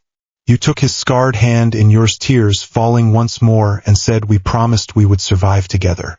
That night Green Valley quietly celebrated as if it were a festival. the mayor arranged for Tom to stay in the small cottage behind the church. Though the townsfolk did not know the full story, they came one after another with food, clothes, and daily necessities, offering their help. Old Mac even brought a gentle ewe, saying that goat's milk would help Tom recover his strength. Tom would need a long time to heal the double wounds of body and mind. The inhuman treatment in the jail, the shadow of the South, had left an indelible mark on him. He often woke with a start in the night, growing quieter than he had ever been, his eyes clouded with unshakable darkness. Yet you stayed by his side, always showing him your vegetable plot and your cottage, introducing him to the townsfolk. You told him of your experiences in Green Valley, how you had made your way, how you had helped others, how you had waited for him. You were no longer the companion who needed his protection, but a family member who could offer him a safe haven. Winter came once more, yet this winter seemed far warmer than any that had come before. Tom's body slowly grew stronger, and he began to help out on the farm, his skills winning the town's admiration in no time. He was still quiet, yet a faint light returned to his eyes, and hope for life blazed within him once more. You would often sit together in the cottage around the warm fireplace, sometimes in silence, sometimes talking of the days gone by. You spoke of Greystone Camp, of the kindness of the Sioux, of the hardships and warm moments along the escape route. More often than not, you sat side by the fire, dreaming and planning your future life together. You said that come spring you would ask the mayor for the hillside plot beside the riverbank land to till and plant together. Tom nodded, saying he would build a proper stable and earn a living by mending horses and shoeing them for the town. You added that you would build a sturdy, warm little house, not too big but filled with the warmth of home and hearth. A faint yet genuine smile tugged at Tom's lips, and he whispered a single word: together. Having braved life and death, having crossed 1,000 miles, you were reunited at last on this land. You caught a clear glimpse of a solid future, living side by side, keeping the promise you had made back at Greystone Camp. After countless sacrifices, endless struggles, and a chain of gentle kindness, that nearly impossible promise was fulfilled at long last. Years slipped by in the quiet hum of hard work and simple, warm contentment. On the riverbank hillside near Green Valley stood a small yet sturdy and cozy log cabin, flanked by a neat stable and a tool shed. Behind it lay a neatly tilled vegetable garden and a small orchard. A picket fence enclosed the front yard, home to chickens and a gentle mule. This was you and Tom's small farm, a home built with your own hands after weathering countless storms of fate. Tom had become a well-known horse healer and blacksmith in the lands around Green Valley, his craft masterful and his fees fair and reasonable. He tended to livestock with immense patience and empathy, and even the most untamable horses would grow calm under his care. You kept the household, tended the garden and livestock, helped with farm work in busy seasons, and remained a steadfast pillar of the town's mutual aid network. Your life was not one of plenty, yet you lived self-sufficiently in unshakable peace and solid contentment. The bond between you and Tom had long transcended the life and death alliance forged on the run, etched with an inborn tacit understanding deep in your bones. It was a connection of understanding and trust, tempered in the abyss of despair, a tie forged by walking through darkness together and gazing toward the same faint glimmers of light. On a winter day soft with falling snow, you held your wedding in the small church with the mayor and your dear townsfolk as witnesses. The wedding was simple yet solemn, no fine gowns or grand feasts. Only vows exchanged between you two and a single honey cake. For you it was not merely a union of love, but a crowning of the bygone years and the dawn of a brand new life. 2 years later your daughter was born, named Moira, in memory of your fallen kinswoman from Greystone Camp. Little Moira had your hair color and the contour of Tom's eyes, her laughter filling the riverbank cabin with boundless vitality and joy. On a summer evening, as the setting sun gilded the river's surface, you held the toddling Moira in your arms and stood with Tom on a field ridge. You watched the wheat fields ripple in the evening breeze, Tom's rough yet warm arm slung gently over your shoulder. Little Moira spoke in her tender, childish voice. "Mama, what is the line of death?" She had heard you and Tom talking of the past in hushed tones. You had never hidden it from her yet, nor had you spoken of it in detail. You stroked your daughter's soft hair, exchanged a glance with Tom, thinking she was still too young to comprehend the bygone days. You spoke to Moira in a gentle voice. It was a place of utter darkness and great terror where many lost their freedom, even their lives. Moira blinked her big eyes and asked, "Like the scars on Papa Tom's arm?" She stared at the old and new whip marks and the brand Tom revealed by rolling up his sleeve. Tom never hid those scars. Tom spoke in a low, warm voice. "I just like those scars. But we walked out of the dark and we have a home and we have you." Filled with childish curiosity, little Moira pressed further. "Papa, how did you walk out of it?" You held your daughter a little closer, gazing at the sun sinking behind the mountain ridge, the very direction from which you had fled. You spoke softly, with courage, wisdom, perseverance, and a kindness that is absolutely indispensable. You told Moira gently that even in the darkest places there are those who reach out a helping hand, to cherish kindness and to be the one who bestows it too. Little Moira nodded, half understandingly, burying her soft little face in the crook of your neck. Tom held you and your daughter tight in his arms, murmuring with emotion, "Eileen, we did it. We've put down deep roots here." These roots were not merely the physical cabin and fields, but a profound sense of belonging and peace in the innermost recesses of your hearts.